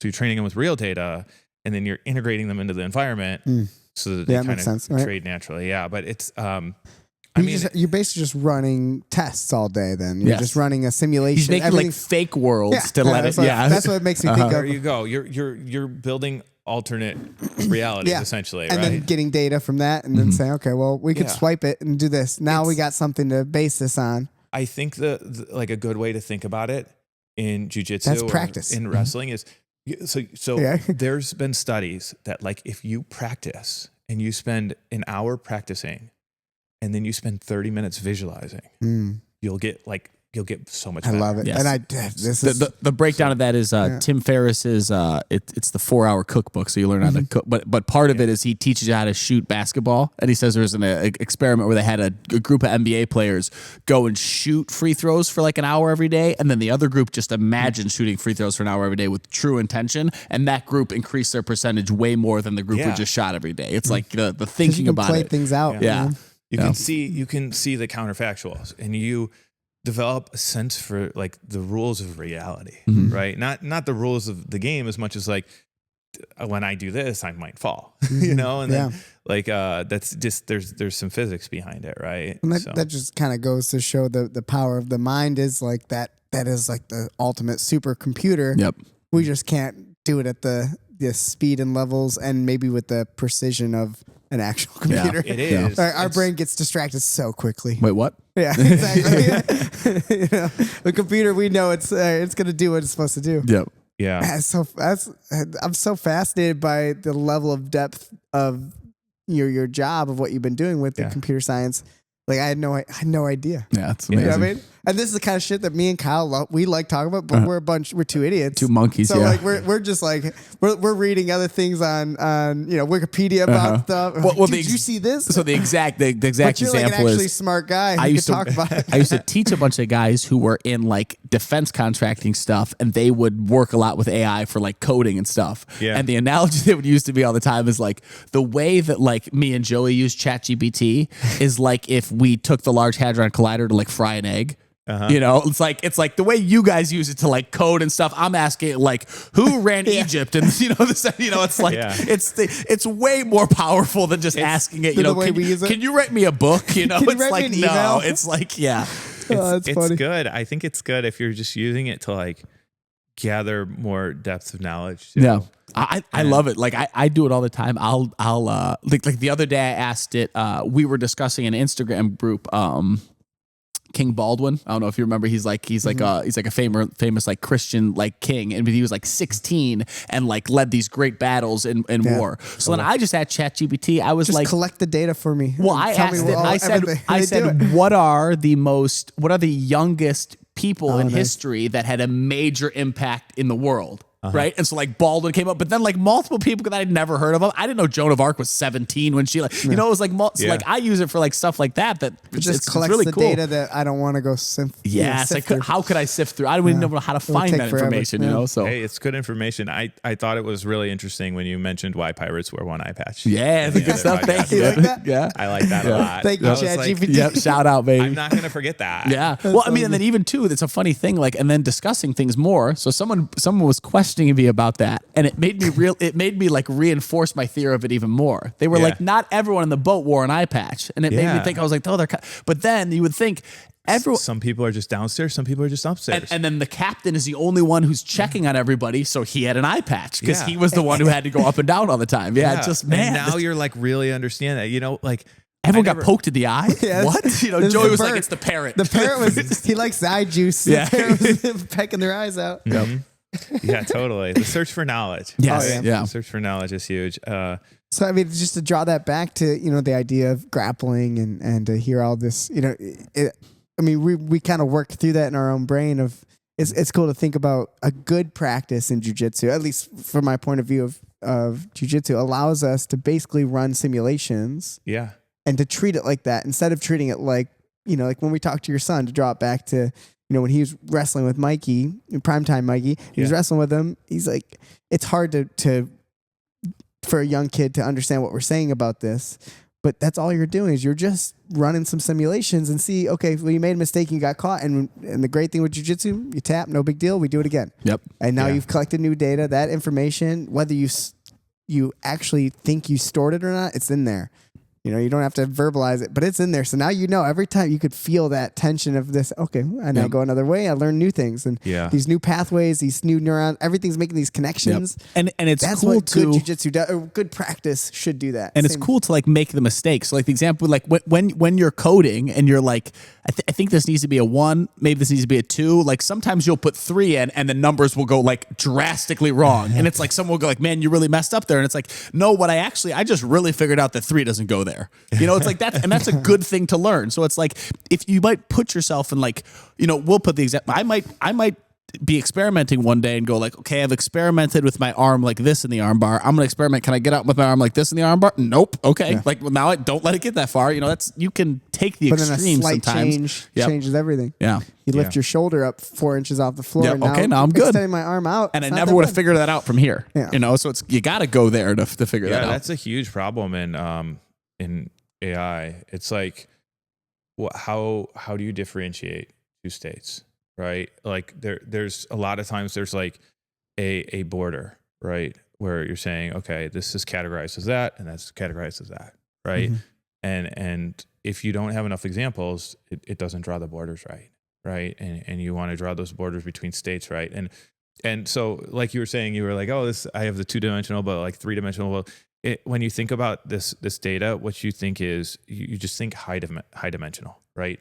If you have like the number of things that define the state are the things that you would think of the dimensionality, right? So you have, we thought about like a 2-dimensional graph where you draw a line through it. Now a 3-dimensional graph, you draw a plane through it, right? So a 4-dimensional graph, you draw a cube through it, right? Yep. Like you draw like a 3-dimensional blow people's space. mind. But the plane doesn't actually have to be flat, just like the line doesn't have to be straight, right? So the 3-dimensional space could be like curvy. So what the neural net is doing is it's twisting the topology of the data so that you can build a boundary around it. And then you can build a boundary that says, like, this data is categorized as that if it's inside this boundary and if it's outside this boundary. And so you can just keep adding dimensions, complexity, and be like, hey, we have jujitsu, like, where is your arm? Where is your leg? Where is this? Like, you know, and when you think of a picture, right, it's just super high dimensional data. Every single pixel is considered a dimension. And then those dimensions are correlated in the picture. So you're saying like, hey, these 9 pixels are kind of together, and you do this convolution, what you call convolution. You kind of take the average of each of the sections and then create another essentially 2-dimensional frame, right? Like a picture. And you just keep moving that on, right? So you can add all those details to your state essentially to try to really understand like what makes this different than that, right? And then I think there's a sense of there is a path to victory, right? With like what we see with reinforcement learning, like if you know what your state is, if you're fully aware of the state that you're in, right, there's a path to victory that you can, like, I was going with Mario today, and I just thought like he's superior to me in every way, right?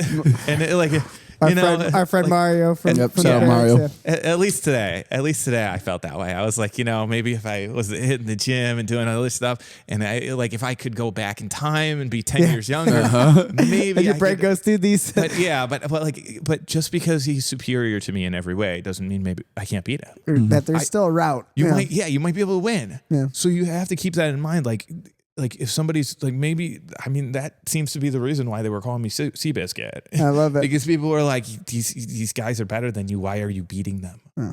Like somebody who's superior to you in every way doesn't have to beat you. Yeah. That goes down to the science and the art of your mind and your decisions of what you believe is possible. Decision making. Yeah. And what you believe in, And what you were saying about like the state and stuff like that, like whatever the state you're in with Mario, none of the rules say that you can't win. Yeah. The rule might be he's stronger than you, he's quicker than you, but the rule, no rule says you can't win. There's a lot of rules adding unless up. You tap. Yeah. Well, the one rule is yourself. I did tap one time. If you look at Mario and you say, well, I can't beat him. Then you decide, you put that rule in. So the rule was already, and then you could do everything perfect. You're still going to be like, I lost. Yeah. Yeah. But I love it, man. That's super fascinating. Yeah. You kind of have to you kind of have to take what you know and twist it in a way to help yourself get through whatever you need to get through, Fascinating. I love it. It's like, one question I would have for someone who's super interested. Me and Kyle talk about this stuff all the time, but like now someone who, this is kind of your field of expertise. Mm-hmm. It's like, what is the goal when it comes to AI? is there like a perfection, or is it go on beyond a point of like, because when you say stuff like that, it sounds like there's levels to it where there is no end to the amount of complexity there could be, which is like a human. If I talk to a human, it seems pretty simple, but there's so much going on. Like, is there that like peak pinnacle of like, we did it? Or is it just going to be able to surpass us, and then we're like, okay, now it's learning its own thing? Well, yeah. If you don't mind, I'm really hoping that they make like robot slaves pretty soon that clean up clutter, because we have a bunch of Roombas, right? But they don't clean up clutter. They don't put it away. There was this. I went to a high performance computing summit that they do in Colorado every once in a while. Well, they do it every year, but I only went to it once. But they had a NVIDIA meeting, right? And it was 2016, and the NVIDIA guys were like, we are ready to get like self-driving cars out there, right? And the one guy was like, it would be great because I have like some parents who are losing their ability to drive, which I understand. So, but I kind of said, yeah, you could just send your kids to school. Like, how awesome would that be? Yeah. Like, hey guys, just take the self-driving car, like, get on out. I mean, of here, they got the technology for it. Well, no one would need a car. Yeah. You would just my kids would find a way to break it. Yeah, but I mean, think about complex system. Think about the convenience of like, it's not Temmie proof. I mean, not Temmie proof, no. Mathematically, I'm sure there are in the country 5 cars for every human minimum. There's probably way more cars than people in the country. You could take a lot of people, but you could just remove all those cars, because cars, no one would need to own one. They would just drive around, and you would call it to your house, it'd pick you up, take you where you need to go, and then it would drive back around and go pick people up. No one would need to own a car. I mentioned at one point, and somebody told me, no, that's not how that would work. But I like the self-driving car companies should be responsible for the insurance.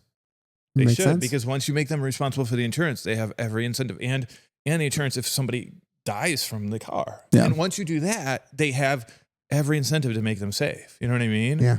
And it's like, oh, okay, so and what a less of a burden from us. Man, that would be nice. I'm sign me up instantly. Yeah, I hate driving, dude. I don't even like driving. I remember multiple people saying to me like, yeah, but I like driving my car. Put on a VR headset, drive for miles, baby. Go crash. You'll have a great time. I'll be able to read books. I'll be able to chill. I hate driving. Yep. I mean, people can still drive in my mind. I'm like, the human brain is awesome. But people really shouldn't be driving if they're just going to stare at their phones anyways. Exactly. You know what I mean? Yes. And some people know they are. And they're like, oh, yeah, cool. I'm going to, like, I really want to. You're just putting everyone at risk. You are. And it's like, come on. Like we were talking about explainable AI. Like, okay, yeah. But, like, if a person's staring at their phone, or a self-driving car is, like, not going to get in an accident, like, 99.9999999% of the time. You know what I mean? Well, especially, like, I mean, obviously, I guess nothing's 100%, but if, I mean, as someone who works in that field, if all the cars were self-driving and they were all communicating to each other in the same network, they're never crashing. Yeah, they're never unless crashing. Unless someone hacks it or something like that. Yeah, but I mean, it would be like the other convenience that would be crazy is if they're all in a network like that, you would literally like pull up in your phone like, I want to go here, and it would say this car is going to pick you up, and you're going to get there in 13 minutes and 15 seconds, and the car would show up there, and because it would do a calculation of all the other vehicles and how it would, red lights, everything. Yep. There'd be no, it'd be like fascinating. Yeah, that's get it done. So is that your main that's tell swarming. me, is that your biggest goal with AI? Like, what is the thing? I want to know. Like, it can't just be self-driving cars, right? Like that we can do it. Yeah, self-driving. Like, what is the AI? What's the end goal? Yeah, like, is there? There's no end goal. Is there any fear? Just like there's no end goal for anything. So it's just growth and change. So my thing would be the fear, right? It may be just like, and then this is why I kind of don't Terminator situation. This is why I don't kind of fear AI is unless someone puts the wrong input in, it doesn't have any like original. The AI doesn't ask questions. Hypothetically, it could though. You have to ask it questions, and it gives results. The AI's not thinking itself. It's not like, it's not pondering. Yeah, but let's be honest. And if it gets to that point, that would be scary. Pondering is so important. So if you wanted to make it, well, but we ponder, and then we ask it to give us the results of what we've questioned, but it doesn't question, and that's probably good. That will keep us safe, I think. You don't want it going like, should humans be around? That's not. Let us think that, Yeah, I don't know, because I mean, people are also like possibly just going to destroy themselves. So. Oh yeah. I mean, so you're like, hey, we're all worried about AI destroying us, and we're like, well, come on, look at our like political systems, our economic systems. California's burning down. Yeah. So like, can it get much worse? I don't know. Great point. I guess it can always get worse. Yeah, but it can always get worse. But with or without. But but like Kyle's saying, he doesn't expect a rogue AI.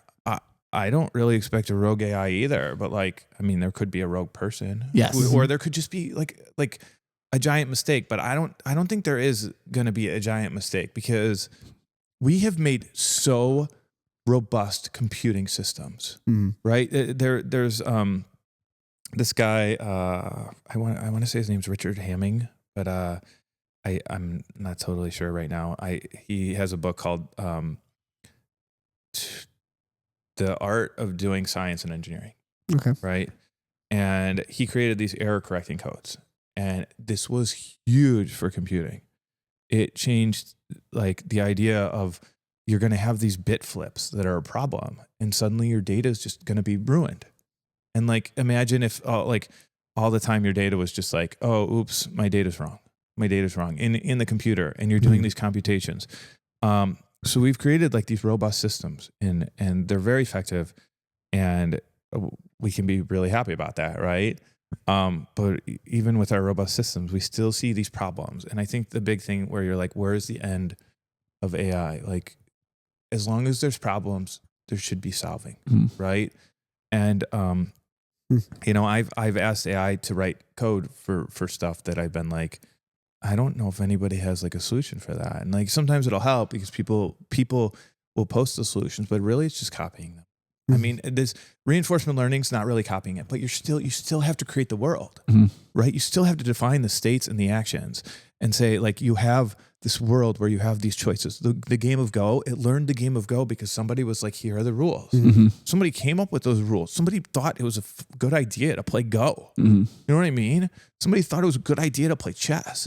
Like you can teach the game to do it, right? To learn it. You can create an algorithm that says like, here's the self-learning, the math that you're going to have to do, the computing you're going to have to do. And it's amazing, but people have done that. People have done that. And maybe we've like everything's been a tool to us. So, I mean, just the idea that like we've built all these amazing tools that help us, right? And it would be great if we could automate some of that tool building and be like, hey, this AI came up with this creative idea because it mixed a couple things together, right? Yeah, that someone wasn't thinking about right now. Yeah. Like the idea of just how like it took a person to see a chisel and a piston and go like, I can make a jackhammer.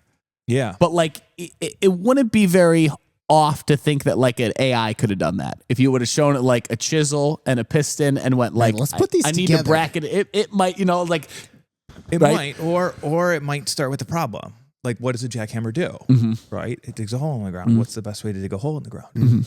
Right? And then you would say, and that to me is thinking, and it might come up with an even more creative way. It might come up with a great shape or something shitty. And that's ideally what you're hoping. You want to come up, at least to me, you want to come up with the most efficient solution. Everything from computing. That's jujitsu, baby. That is the art of jujitsu. Exactly. I mean, more efficiency. Efficiency should always win when there's a choice. You go two choice weight in jiu-jitsu. So a big example of that we were just efficient discussing is like we were just really discussing a lot of submissions for the whole module has been submissions, and we were over here just discussing how a major theme was a lot of stuff is more about like rotation than squeezing somebody. And it doesn't mean if I get a rear naked choke I can't squeeze somebody, but man, is it much more efficient to get some rotational into there. And it's it's so and efficiency it's superior and superiority. Beneficial. It's gonna win when you go what choices are we gonna make with time. It's like water, it just flows in the way that's efficient. Yeah. It's not going to bust through this concrete right here. It's just going to flow around it for a little bit, and then eventually it'll start breaking through. But I just find that so fast. That is jiu-jitsu. Yeah. Yeah. I mean, if we can make like a more efficient solution to save energy, right?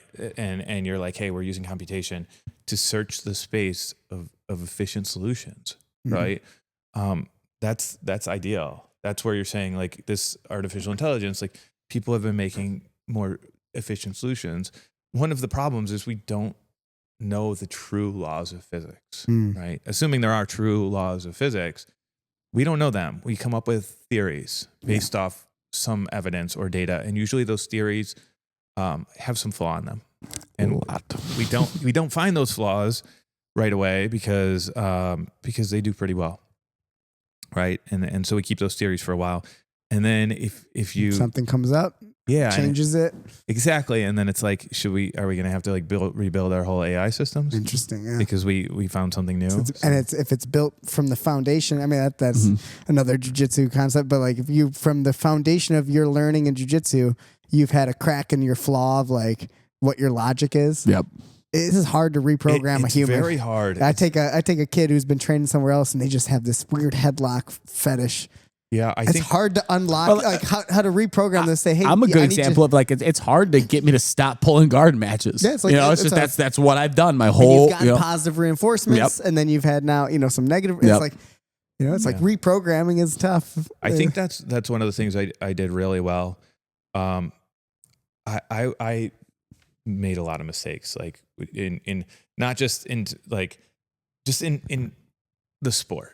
You know what I mean? Like I do moves that were wrong, and I like my shots would be wrong. I was like shooting my head down and stuff, and my back wouldn't be straight. And coaches would be like, "Hey, you gotta do it like this." And I'd be like, "I'm gonna try my hardest to do it the way that you're telling me to, right?" And I would be able to break bad habits, and I would go over and I would be like, "I'm just gonna try something else," So like I'll do stuff that's like, this is not me, but don't tell me who I am, right? Like that's fascinating. Maybe this could be me. Maybe I'll do a really good job. Wow. So, I got so many thoughts about like now I'm just keep thinking about like AIs and like computer programming for it. No. But like jujitsu, it's like I personally, this is like a philosophy that I've taken over the last 5 years of like since I started my school is like stop teaching aesthetic stuff so much. Whereas like before it was always based on like recreate what I'm doing. Like as a teacher, most jujitsu teachers would have, here's what I'm doing.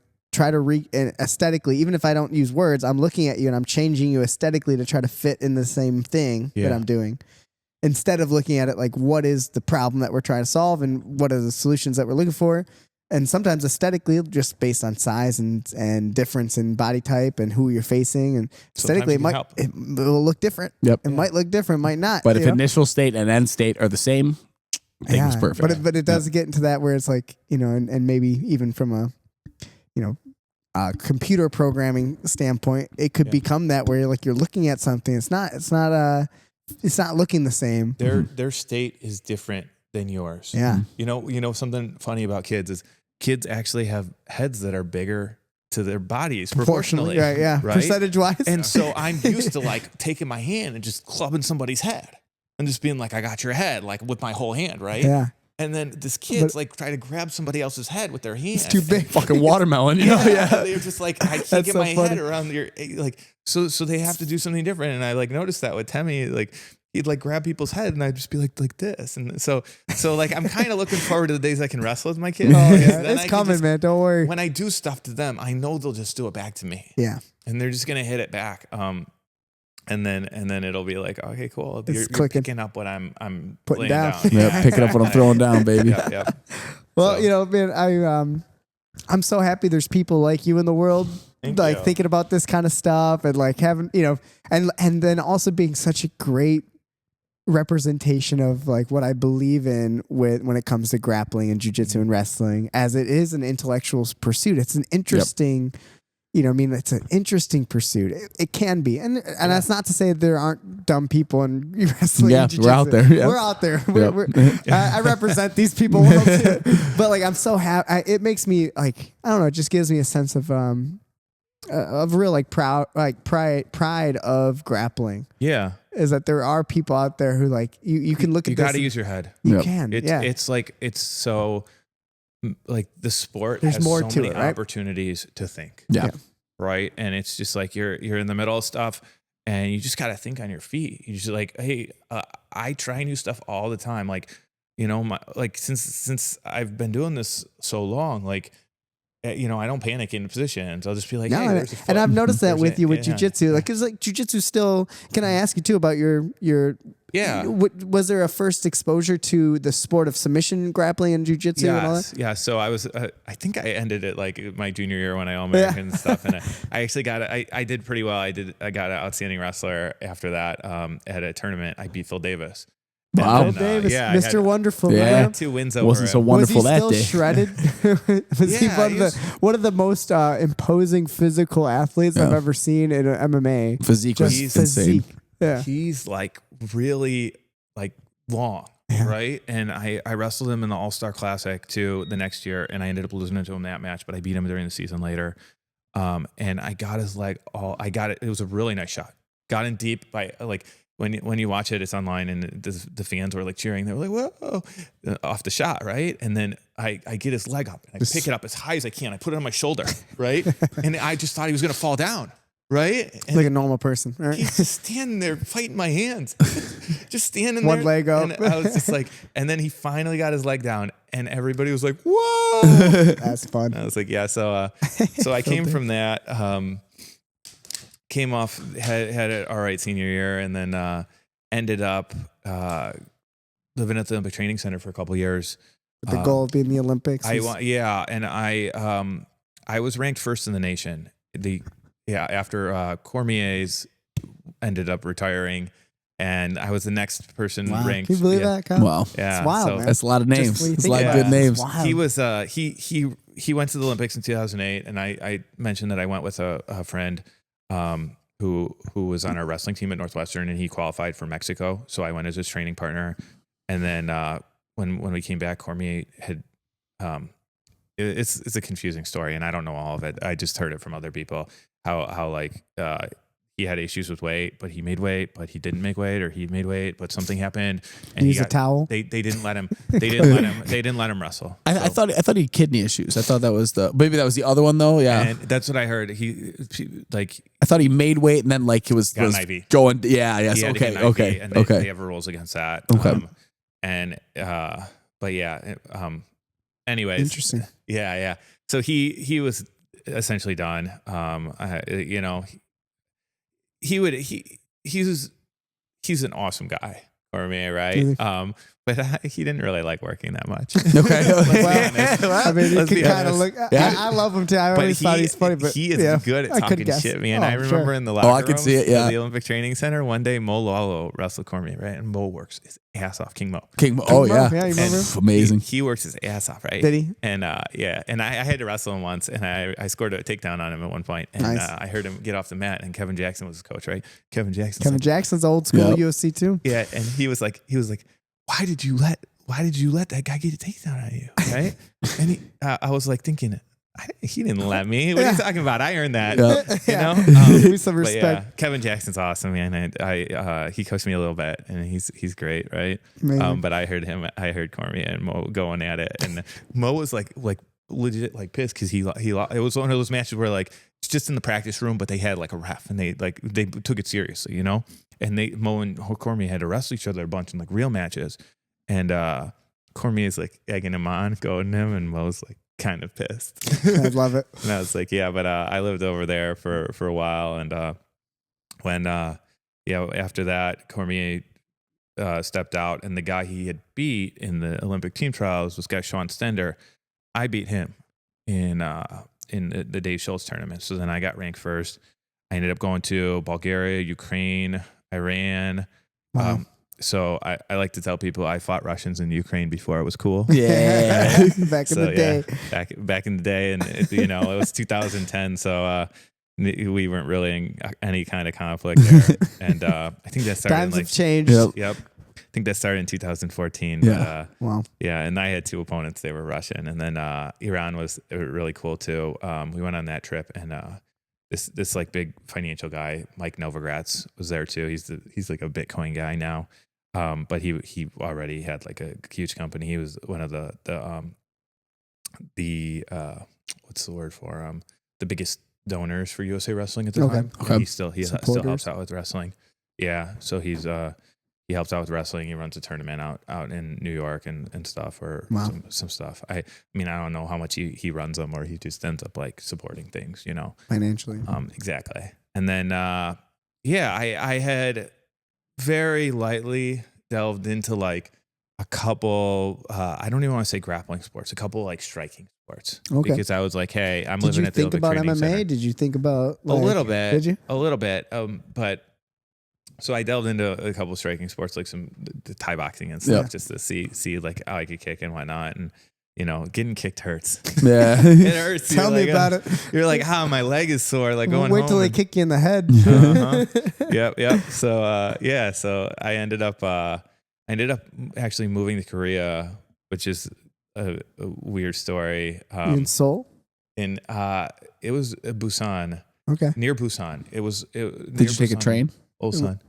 Sorry, this movie Train to Busan. My brother lived there for 5 years. He was in Osan. Oh, really? Like the army base. Okay, yeah. It's actually an Air Force base. Yeah, I would run into army people there a lot. So I would, I taught English, but to middle school kids. Wow. But I ended up training out there. I went there because I was like, I want to keep training. But I didn't really like just.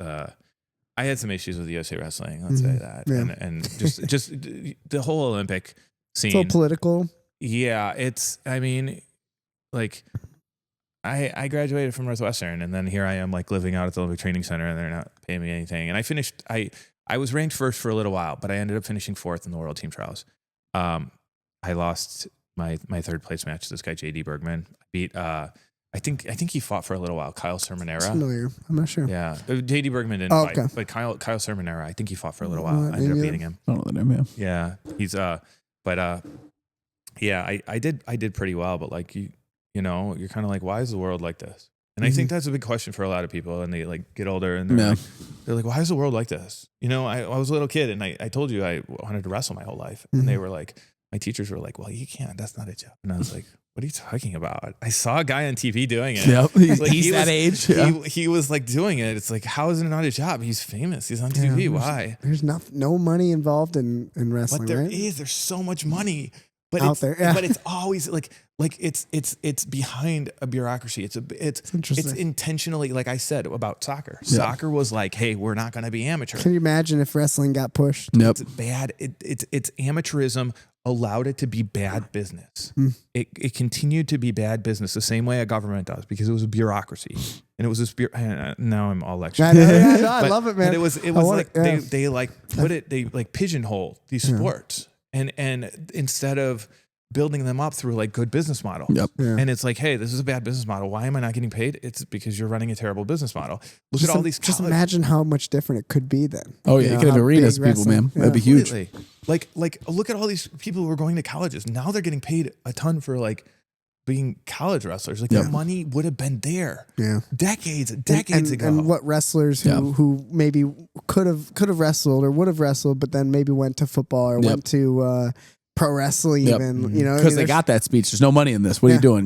Which, you got to eat. And not many people have even the education that maybe you have too. That realistically they don't. It was hard. It was hard trying to explain things to people sometimes because. Right. So they're just like, hey man, wherever the money's at is where I'm going. I was like buying books on the Olympics as a sport, financial, like the economies of business for sports, you know, and like how professionalism grew, why professionalism in athletics grew, right? And I was like, we need a union. And that kind of pissed a bunch of people off. Oh yeah, people don't like hearing that because they're like, I was like, we need some association or union. Get him out of here. Exactly. There you go. That's what they were like. They were like, somehow this isn't gonna work out, right? So interesting battle to pick. Because I wanted to do it my whole life. It was like the only thing I like really wanted to do. So here I am, like, I want to wrestle the rest of my life, and they're like, good luck being poor. And I was like, I will not be poor. No. I would much rather come back for their professional necks later.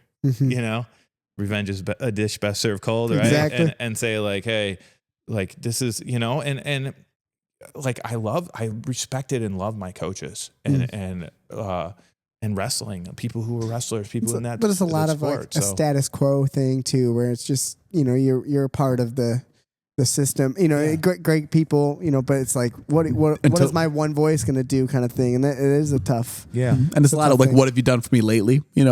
Like once your career was over and you were done, being the number one, just like they don't, Yeah, You're talking about the exactly. sport. yeah, I mean, that just seems like same thing for like the college and all the. It's just like they got a new freshman crop coming in, and they they batch don't, together. it's like they batch together a bunch of like different divided sports. Yep. And it's like, hey, like even if you just take like men's and women's sports, like Title IX was like very destructive to men's sports.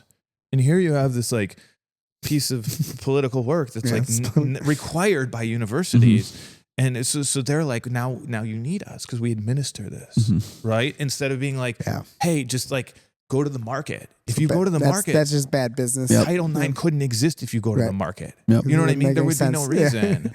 But so much of it's like funded by government and funded by different financial schemes that are all in the end backed by government. Like I not for the athlete, not for the for the sport interest itself. Of the people, even. So yeah, fight the power, my friends. Exactly. Fight the power. So here I was trying to do that, living in the midst of power, right? Like sucking off the teat of like I was like, the only thing I'm getting paid in is food and housing. Wow. You know what I mean? Yeah, so I'm living there, and I'm like, okay, like how'd that bring you to Korea? I just want to get away. So that was, but I got injured too. So here's what happened. I was ranked first for a while, right? And I went to the World Team Trials, and then I was like, even before I went to the World Team Trials, I remember I wrestled one of my coaches, John Kading, and he's really, really good, right? And we did one of those matches with like a ref out there, but it was like just like it was like a legit match, and he beat me, and I'm ranked first in the nation. And Jake Herbert makes like an off the cuff comment. He's like, maybe Kading's going to come out of retirement because he should be first, right? And I'm like, yeah, like you're right. Anybody could come out. Anybody could beat me. Like I need to get better. I need to get stronger because I'm wrestling 211 and a half, and I weighed like 208 because now I don't have to cut weight anymore, and I'm not 211 and a half. Like that's not my weight. And it's a day before weigh-in, so these guys are like 225. And I'm like 205, and I took fourth. You felt the size. I felt it when I wrestled JD Bergman. He wrestled heavyweight his last year. He was having like he's got a big frame, and I was like, I need to get stronger. I need to get better. So I'm working really hard, and I got injured. And I was wrestling JD, and he suffered a bunch of injuries too, and it just like kind of I was cooled down in a practice. I'm always careful where I'm like, if I cool down too long, my practice is done. For the risk of injury. Yeah. What was the injury? Do you mind asking? Shoulder. My shoulder got torn, and then I was like, I need to have surgery because when I reach my shoulder forward, it only goes here. It gets stuck, and I was like, I can't get it past there. But then a couple of times, a massage therapist like helped me, and I was like, hey, it works. But then the next day, it would be like stuck again, and so I was like, I should get a shoulder surgery, and my coach was like, I wouldn't get a surgery. And I didn't take his advice. I got a shoulder surgery. And then the next year, do it again. I got a hip surgery. Oh, wow. And I was like, same side? My right side. I was like, it's hurting. So yeah, my right shoulder, my right hip. And then I was like, so they do a labral, like it was like a labral thing. And then they were like, you have some arthritis. And, just fucking feeling sorry for myself. It was like, not, you know what I mean? It's stupid. Like, but I jumped back in it because I'm an idiot. And I'm addicted. I'm addicted. So I was like, how do you mind if I ask too? How's your hip doing now?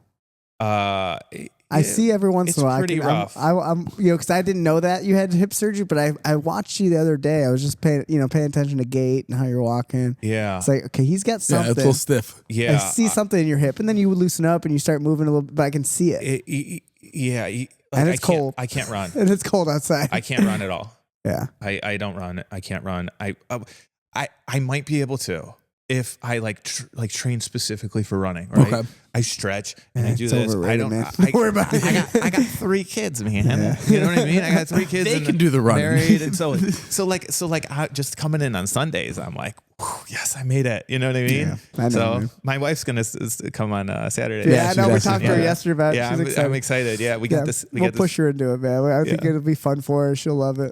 We got this video game for VR called Thrill to Fight like a while back. Because she's grabbing the bottles and hitting people. She needs. No, that's the boxing one. Oh, it's the boxing one. Oh yeah. I thought it was a street fight one. I did that one barefoot in my kitchen once till I had blisters on my feet because I was getting so into it. Yeah. Dude, I beat the whole game. All it's so great, right? Yeah, the whole game. It's awesome. Yeah, I'm like cheering to the crowd after I win too. It's like a VR crowd. The harder you work, the better you do in the game. It's a great game. It's yeah. a great game. That's fun. Any game where you like work hard and you do better. So I got it. So because I wanted her to like beat it, and I ended up beating the whole thing. But she played a bit. But I thought you got to get some of that like energy out, energy right? out. Oh, she'll love it. She's super sweet too, by the way. Yeah, like she's super supportive love of her. everything. She's a great, great. Yeah, great person. I got lucky. I got real lucky. Yeah, you're doing good, man. And the kids are awesome. Yeah, so cool. So happy to have them. Yeah. Oh yeah, we're lucky with them. It's been real good.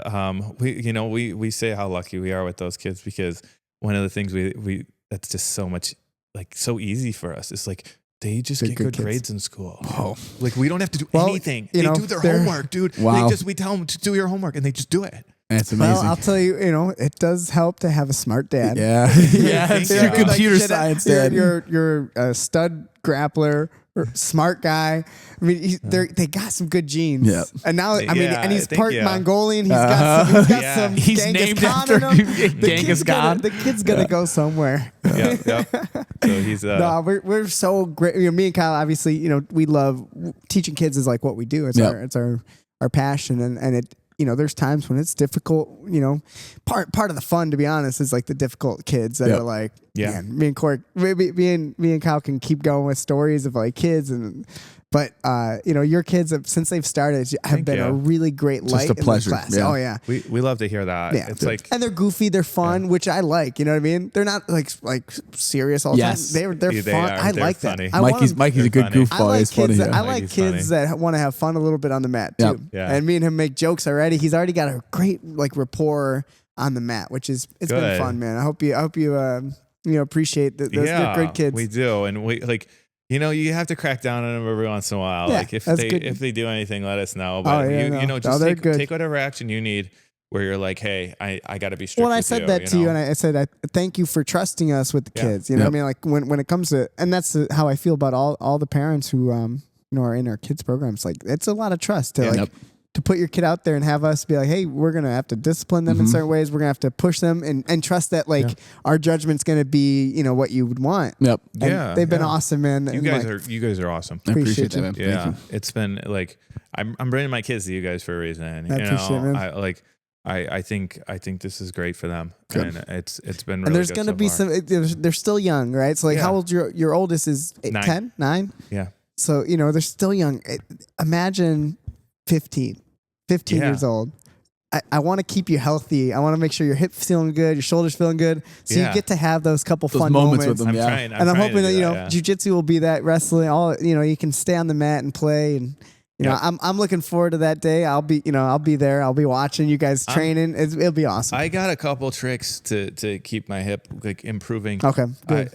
I've stopped the issues with it a little bit, and I went to see doctors last year, and they were like, I saw 2 different doctors and got 2 hip replacements. Exactly, and I You, was like, you get a different opinion from every doctor, right? Not even close to the exact same thing, right? yeah. But they both were like, wow, your Hip replacement is going to be his, his next journey. Well, but I mean, that's from what I've heard about that is you want to wait as long as possible because the science gets so much better every year for like hip and knee replacements. So like my Speaking of AI, what's the AI doing? my ideal is that they so one of the things that they're doing now for some places is they make like a 3D model cast, right? And then they like mold inside the model for that joint, right? Mm-hmm. And now they're starting to develop like, if you think of one of the easiest cells that to make copies of, or to make copies of, essentially, that's like if you take like too many like a kidney cell and you're trying to like build a kidney organ, like the cell's like very soft and wet and fluid and moving, but like bone cells are like, hey, they're stable. That's the future. So like if you take it and you're like, hey, I'm gonna recreate a hip joint. a hip joint out of bone. They just grow and then you like put it in there, and then like they have like cartilage replacement. Yeah, that's fascinating. Like techniques. Well, man, and then think too. Probably they'll probably very recently in the future be able to take a piece of your bone, and grow a bone off of that. So then it's your body won't reject it at all. Stem cell, because inside your bone there's stem cell, and so then they take it and they model it and they're like, okay, we're gonna grow like. Oh, dude, he's be wrestling forever then. Yeah. I know, that's what I'm thinking. Well, so like the big advance was they said like they used to know how to take stem cells and then turn them into like any other cell in your body to then have the growth start to happen. Yeah. But then what they figured out recently that was huge is now they can take any cell in your body and divert it back to a stem cell. So they could take your skin cell, make it a stem cell, and then have it become a kidney cell. So no, it's super fascinating. Pleomorphism. Have you ever heard of it? No.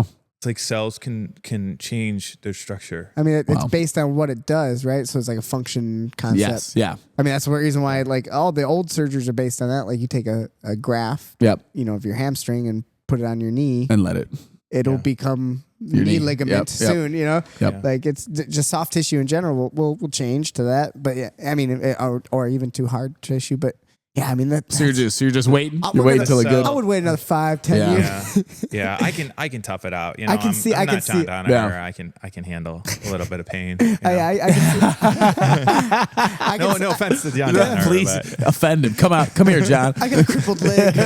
I can see it, and it's not about like get out there and every single day go scrap and hard matches, but like want to be healthy. Like I love seeing you on Sunday. Thank you. And every time I always say, hey man, I'm and this before I even really knew you that well. Before your kids were training, you came in. I think Matt Ortiz is probably our connection. Right? I think you were training with Matt, and you came in one of those days, and they were like open rooms out at our. Dude, you're always welcome there. Yeah, but it was seeing you out there and like everyone's like, hey, he's a good wrestler and stuff. And I remember rolling with you and it's just like, oh yeah, like instantly you just touched someone. You're like, oh yeah, this guy has grappled for a long time. I remember like trying to put you in triangles and and like you were just a good. You were a great role. I remember you got me in. You definitely submitted me that first time we rolled. Yeah, I tried. I probably tried to do that intentionally. Yeah, I think that's the same thing as me. Every time I roll with the first time, I want to give you a little something. And I remember just being like, oh, this guy is you have a great spirit for grappling. You're not like thank you. Sometimes wrestling, the feeling, right? Yeah. They don't want to play another game. Yeah. So they just want to do their thing that they like. But you were like interested. You're like, you put yourself in position, tried some stuff. It was awesome. And I was like, this is a guy who I want around more. Thank you. Yeah. So just to give you that compliment too. I ended up going out to Korea and I became Korea national sambo champ. No way. Wow, that's awesome. Which is complete. I didn't even know sambo was a sport. Well, but you're probably a monster out in Korea too, right? Well, I mean, the people were the same size as me. Really? Yeah. The ones that I wrestled with. You just assume all Asians are small. Well, I mean, people tend to be a little classes. Still. Yeah, the South Korean people are actually pretty. They're actually out of Koreans are bigger people, right? Yeah, that's what I've heard. I visited the Philippines, and Filipino people are a little smaller. Smaller, right? Yeah. Korea. I've heard Koreans are big. Yeah, but you get some big people everywhere, man. Yeah, they'll be 211ers. Yeah. So it was funny. So you're the sambo champ. I walked. That's by, so funny. I was like walking back one day, so I had it in my mind that were you hitting leg locks at all? Were you? So it was funny. My first match, I believe, was because there's pins easy. In sambo too, right? Do you have back pins? Honestly, like I haven't done sambo for a while. Okay. I knew the rules at the time. Okay. And I was about to do it because I ended up walking into a sambo room that I was like, this is how I found out sambo existed. I was doing boxing and judo, and then I went downtown one day in Busan because I lived off in like Yangsan area, which is it's between. Busan's just the farthest south. All I remember is 안녕하세요. 안녕하세요. Yeah. What's that? Hi, how are you? Okay. There's like that's what everyone said. I know a lot of Korean actually. Yeah. Okay. So, my brother lived there for a while. I went there for about I think like 3 months. I was there. Just in the city, hanging out, and it was awesome, man. I used to train with Team Mad. Okay. Out in Korea, Okay. like Kim Dong Hyun. Okay. And there's some MMA fighters. Yeah, some MMA fighters. Yeah. I'd go out there like on the with They Saturdays. got a great, and stuff. like surprisingly, you don't know, but everywhere has some talent. But like Korea's got some really good grappling. It's huge, yeah, right? Yeah. Yeah. So I just was walking back in this sambo place. I came and I just saw like two people like doing sambo, kind of like in the gi, but like Shorts. wrestling. Yep. So I just walked in and I was like, what is this? I have no idea what sambo is. And a week later, He's the world champion. national So champion. it was like 3 months later, right? So No I've way. been doing That's it for great. like 3 months. I And was joking. I was doing judo. We found the king. So, yeah. So then they told me like There's like statues of him in Korea for Sambo. They're all telling their friends like, we gotta get more Americans over here. This is crazy.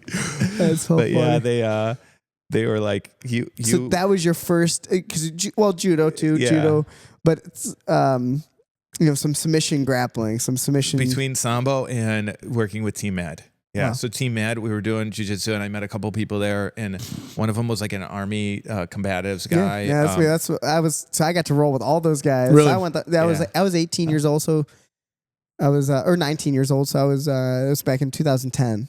That's when I was there, and You I lived in Korea? Or Yeah, I mean, just 3 months. My brother was there for 5 years. 3 months is a good amount of It time. was a long time. We were there, Yeah. and I would, I got to roll. I was at the army base, so I rolled with all the army guys and a lot of Americans. But then we would, train with other people and stuff. So it was super That's fun. awesome. Yeah, Yeah. and I That is remember going cool. out there, and I was, I was probably a purple belt at the time, or brown belt. Maybe I got my brown belt. I don't remember, but probably purple belt, 19. But yeah, so I was Yeah. like, I knew You a lot you more gotta than have most that people journey, there. you know what I mean? Like physically going Oh, somewhere. I love travels. To me is huge. So Yeah. and It's- at 25, that's when I was doing my most travel. I went teaches to you not to be Thailand, afraid too, Philippines, and I right? went all over the world there. And at least for myself, going back to jujitsu and grappling, like that was the equalizer in terms of my comfort and my ability to make friends. Even like just to go out and be like, hey, like I'd go to a school and I'd bring my belt with no gi and be like, yeah, I have a black belt. Can I go train? Can I roll? And people were so welcoming and. Absolutely. Travel is it was a super special thing for me. It was, I mean, it's huge. It's like, hey, I'm just going to walk into a gym and not know anybody. My wife's kind of scared to come because she's like, what about these other girls? That's interesting, right? Like, Yeah. I'm going to come into this gym and like, I'm just going to like fight people. Yeah. Yep. And I'm like, yeah, I'm just going to walk But into the you'd be gym and I'm surprised just if going to it's be like, like- hey, yeah. do you want to fight me? Would you like to grapple? Yeah. Potentially to the death. Uh-huh. Like, Uh-huh. we'll try And I'm not going to to, trust 'cause- that Please. we are going to take care of each other. Yep. This fascinating world we live in, right? Yeah, absolutely. So I mean, that was cool. Have you ever competed in jujitsu, the sport of jujitsu? I haven't You haven't? competed. I've never gone to a competition in the Interesting. sport of jiu-jitsu. No, and you kind of have to have like a little bit of a different mindset. I did see I was talking about Jake Herbert before. I did see on Facebook that he competed in that jiu-jitsu Did you do competition. yeah, he did. Yeah, I think he took like a first and a second or something. Nice. But I don't know what level he did, but I'm guessing they had him do advanced because he They wrestled like, probably would throw him up Pretty, there. pretty high level. Who knows? yeah, he was like a world silver medalist, Wow. and Yeah. he was a really good wrestler. So yeah, but I haven't. Well, you tell me competed in you have a jiu-jitsu. goal. Let's, if you Okay. want to make it happen, I we'll just make it I just want to stay healthy. That's That's like the cool. biggest. That's why I come in on Sundays and I'm like, hey, I'm gonna roll. And for a while, like last summer, now we have a baby and he's 14 months old and whatnot. I think 14, but these months just He's fly hilarious. by. Yeah, they go quick. He's He awesome. is. He's got his little. Dude, he goes around the house all day and he goes, hey Google, hey Google. It's like it's only He's talking to Google. we'll be like, say mama, say dada, and it'll be Google. hey Google. We'll be like, come on, buddy. He's a child of the future. He knows what he needs. Yeah. Yeah. He will be the AI child. He likes Google because it ignores him. All he can say is hey Google, and then it just like the lights turn on. That's and funny. He doesn't know what it's doing. So He's a funny kid. yeah, he's awesome. And he He's also so loves fun. the cones. He loves the cones. Oh my god, he loves cones. He was like, I noticed he just walking around with cones in the house now. Yep. So yeah, it's so cute. Like they learn so much stuff. Like he learned what the garbage is for, but he didn't really learn what the garbage is for, right? Uh-oh. So just things like randomly Things go in there. He's like, hey, I'll throw I away see you this throwing book. things away. yeah. Like that's garbage, right? So How the brain works. yeah, and then we tell him no, and he'll be like, stare at us like, But why do you throw why? things in Yeah, there? you Like, put what are something you in there. Why doing? can I put something Yeah, what are in you there? talking about? That's Of hilarious. course I should do this. So yeah, we have a lot of fun in our family. It's Oh, yeah, it's they're very great cool. kids, nice. man. Yeah, we've Well, yeah, I mean, it's, I think, jujitsu, wrestling, all these grappling arts as a family endeavor, like, like I mentioned in the beginning of the podcast, like you've already proven you're a really great grappling dad, where you talk to him about it, you give him some advice, but you're showing you're supportive.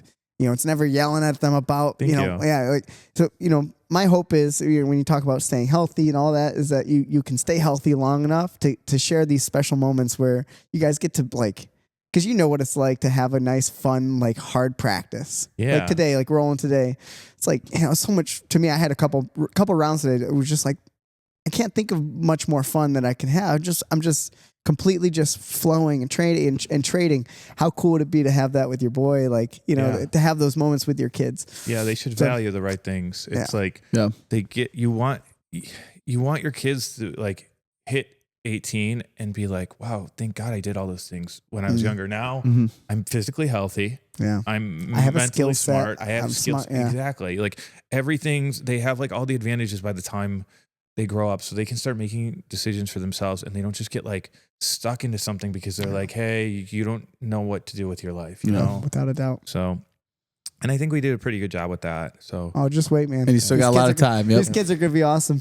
Yeah. Oh yeah. They're going to be fun. We're excited. It's super fun. And, I love my wife and we have a great life. And, after wrestling, I stayed involved as much as I could. But I had an interest in saying hey, I have other ambitions.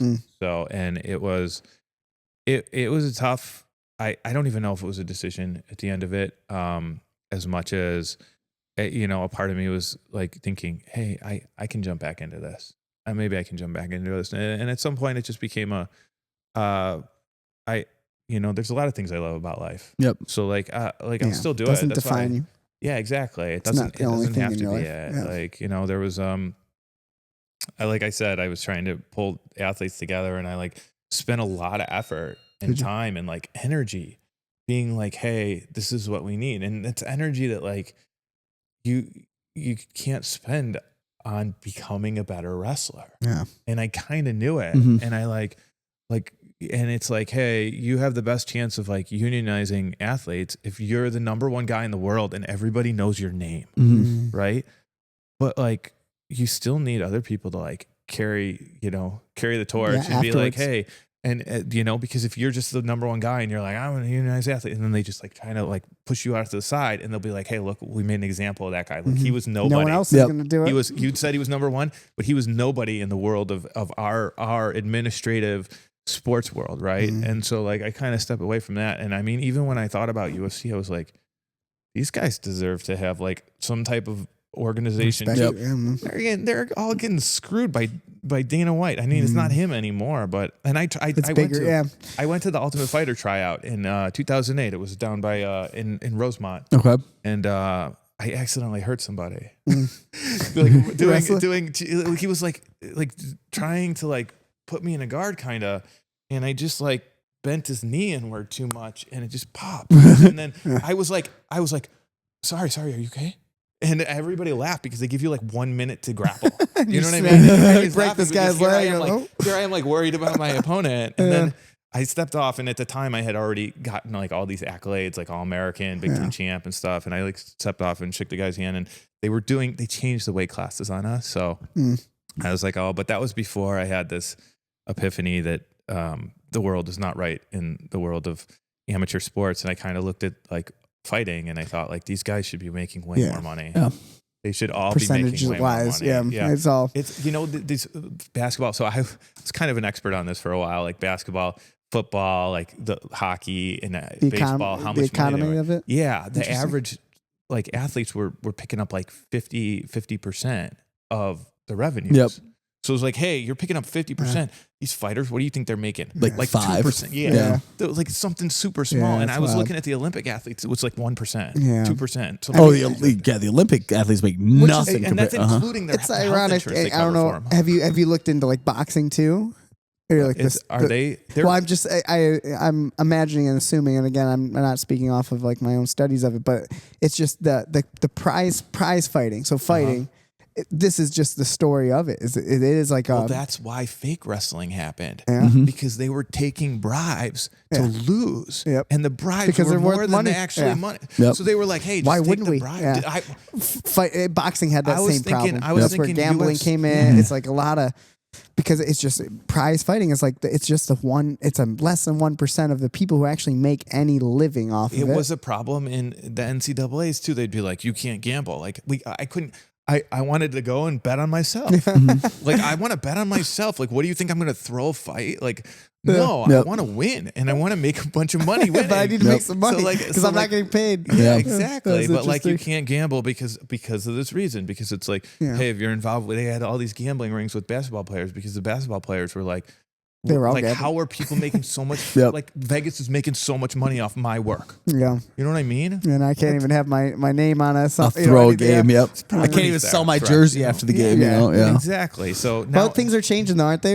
Kyle, don't you know more about that? Well, yeah, that's what he's talking about. Those NIL deals, so they can get paid now. They get millions of dollars. You know, how is that going to affect the next 5 years of like college sports? I mean, it's gonna the quality people is gonna less likely to jump out and go to the draft quicker. Yeah, things like that. Yeah, they'll get paid. They'll stick around. I mean, but also too, like, you will not have many like superstar teams anymore.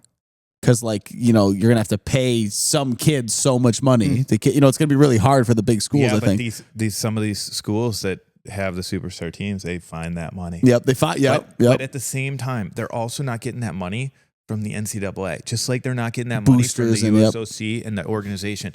They're getting it from boosters and stuff. And like at the end of the day, like they're still getting hosed. Yeah. Because it's like, hey, you need to go find your own money. And it's like, wait, you're making all this money off of us. You've been doing it for so long. Yeah. And what are they doing? They're paying themselves, giving them like an administrative job. I mean, I work in a corporation, like, come on, man. You know what I mean? Like, no offense, but like you guys work so much harder. Like it's like fascinating. You know, it's a bureaucracy. Like you could, like, you know, there's like an incentive not to work super hard in a way, because it's like, hey, you work super hard and like people are gonna potentially give you more work that's not, and that work's not. That's even never what we want. You know, if we want the best product.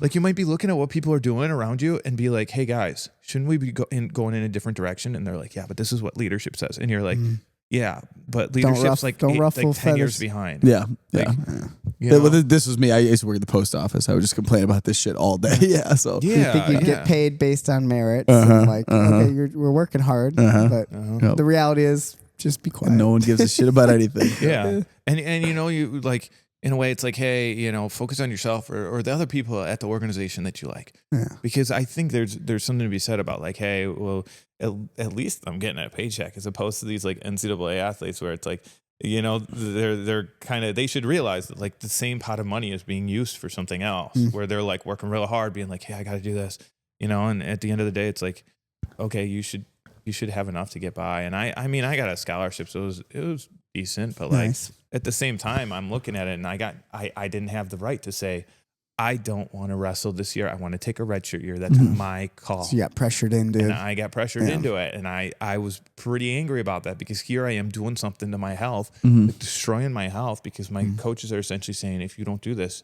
we don't even want you on the team. And then it's like, then do I switch to another team? Like Northwestern. Maybe that's not the answer. And then it answer. happens again, and then you know. And I wanted to graduate from Northwestern. It was like, you know, it's kind of a decent accomplishment. Yeah. Like, well, looking back, man, you did it. It sounds like you've had an awesome career, awesome life, and you know where you're at now with your family. Yeah, it's great. You know, sounds like just gotta take it day by day. I think so. It's a different life. It's definitely different after you have kids and stuff. And you know, there's times I just look around and I'm like, man, like I didn't make this mess. But somehow, like I gotta clean it up. Someone's cleaning it. Yeah. But you know, and then like I think it's gonna pass so quick, man. And this kids, like, they just keep growing, and like, you know, now they're more functional, and like before I know it, it's gonna, you know, look back and I'm gonna go like, I thank God I spent so much time with my kids, because really my wife and I, like, we spend so much time with our kids. That's great. Good. Like we're it's home rare a lot, to be honest nowadays. Yeah. So. We want the best for them, and it's just you kind of have to think of it. We try to like emphasize a lot, like we're a family unit. We're doing stuff together. We're a crew. Yeah, I like that. So we went to Mexico together, which was exciting. It was a fun trip. Yeah, it was a fun trip. Yeah. Nice. So. Well, man, you know, Very cool. I really appreciate you taking the time to hang out with us, talk to us, and even be part of our team. Thank you. Especially with the kids, man. The kids are awesome, and we're super grateful. Any last thoughts, problems, ideas? No. What you know, overall, what's your goal with training? And it could be that, like we said, just staying healthy. Yeah, it's really just staying healthy. Like I feel so much better coming in and rolling. And Awesome. For a while I was like, okay, I'm doing cycling at Cycle Bar. I was doing yoga at this place, Bent Dog near us. And nice. I go to the gym. We'll get you back into yoga soon. There's nothing like grappling. You know what I mean? Good. There's nothing like it, and part of the reason I do jiu-jitsu instead of wrestling is because it's like I kind of want to do gentle. it. I want to do it with older people. Yeah. Because Yeah. they're not like they have no ego, nothing to prove. Exactly. I don't want to Sometimes show up. some old people do. I tell people I was a Big Ten champion, All-American. I come into a high school wrestling room. They all wanna and some kill you. kids like, yeah, and it's like he placed at state, and now he thinks like maybe I can be Big Ten champ today. And I'm like, Not today, buddy. Okay. Yeah, Like, I like to think that our room, we fostered a pretty good energy when it comes to that. Is that like what are we doing? I mean, Yeah. we're all here. We're just playing. We're having some fun. You know what I mean? And there's competitiveness to it. Like me and Kyle, I consider myself a competitor. I actively competing, and I think I'm better because of my mentality of a playful mindset instead of a ego of trying to prove everything all the time. And yeah, so you have to. I hope that you feel that too, and you enjoy. You're always welcome, man. You tell me anytime you want to get a workout, Okay, you want to cool. roll Thank with me, you. Kyle. We'll get some work in Yeah. with you. Yep. Anytime, man. Awesome. Thank you. Awesome. We Yeah, I love appreciate this it. place. Well, thank you so much, Mike. I learned a lot. Learned a lot of AI. Learned a lot of you. I know we got a lot. We could do another. We gotta do could. Yeah, another we one. had to do think another so? one. Yeah. Yeah, boy, we have All to do right. another one because Well, I got more things to talk about. Yeah. I'm gonna have Kyle study some stuff. Oh with yeah, AI. I already got. I was gonna ask some questions, but we're We getting got- too nerdy. I'm So gonna be honest. I was a little nervous. Oh, because dude, it was awesome. I've had like how I told you I tried to get the athletes organized Yeah. and whatnot. Like I've had incidents where like I like post something online and then it's like not taken well. So the flow wrestling, like I was pretty good friends with the and we can talk about that the next time, but I was pretty good friends with Martin Okay. for a while. So And he's the founder or starter? yeah, he's okay. Martin Florini. Okay. Right. And I used to write a blog on there. Oh, And cool. stuff, and I wrote a blog after that, and that kind of caused some, Ruffled some feathers. yeah. oh, I'm finding it now. I'm gonna read that. Hey, cool. So no, I You deleted it? There's the blog on Flow might still be there, Okay. but I don't know if the blog on Flow might be there. But the other blog, What was it I about? wrote If you don't in. mind me asking, what The blog was? on Yeah, Flow, what was the? It was what, like wrestling stuff when I was about finance and about no, just the pay structures and. at first it was just about like wrestling concepts and like how to think about wrestling. Okay. Like more complicated way of thinking about wrestling, like breaking it down and just different ideas. awesome. That like, hey, I had this, some thoughts. But I would write it in like a not like a personal way, like a formal way-ish. And then my personal blog, I just wanted to pick up and keep writing. And I was living at the Olympic Training Center because I initially tried to write an article for a magazine, and they were like, just keep writing. And so like I took their advice, and it's really good to write a journal, and not even just a journal for like the actual sport, like just a personal we talk journal about this all the time. of like what's going on in your life now, because sometimes you might be like affected by like your emotions in a way that like literally you write a journal and you're like, I'm so pissed today, right? And then you go and you read it spell like it out, 3 days later, and you're like, what was this? Why was I angry? Who is this Like, guy? Yep. Yeah, and then you exactly No, I you love can't it. and it calms you down like later when you like start to realize like, it's just gonna pass. Yep. So I got to get back into that habit. I was actually doing it a lot. I was writing almost every day yeah, for a while, and then I've kind of broken that habit. Some of it don't post online. Yes, no, none of it will be posted. What I write, but then I also have done a jiu-jitsu journal for a long time, which was basically when it was like 8 years ago. But I would be like, today I roll with this person. This is what happened. And it became something that like actually it was like notes of like what I was working on, and then that evolved into like my phone. That became like Classes that you're teaching. Everything about that was the start of a dear journal. Yep. So it's actually kind of fascinating. It's like really interesting when you think back about it, and you're like, hey, what would happen if I did this sooner? But it's never too late. Oh yeah. It's never too late to start and say like, And today's my day. it builds up quick, By the end of the week, you got 7 pages of stuff that you wrote down. And you're Yeah. like, well, there's a lot of stuff, It's like, yeah. So Absolutely. I love that. That's great. That was great advice. Yeah, we'll talk. We got so much more that we could talk about flow. I'd love to hear that one. Yep. Absolutely. Awesome. All Well, right, Kyle, cut me off. thank you so much for doing this with us, Mike. I really enjoyed it. Absolutely. Thank you. Joey, thank you for doing the podcast. You got it, Everybody, buddy. thank you for joining us. episode 46 of the podcast. We will see you guys for the next one. Soon. Keep All it rolling. Thanks, guys. Later, buddy.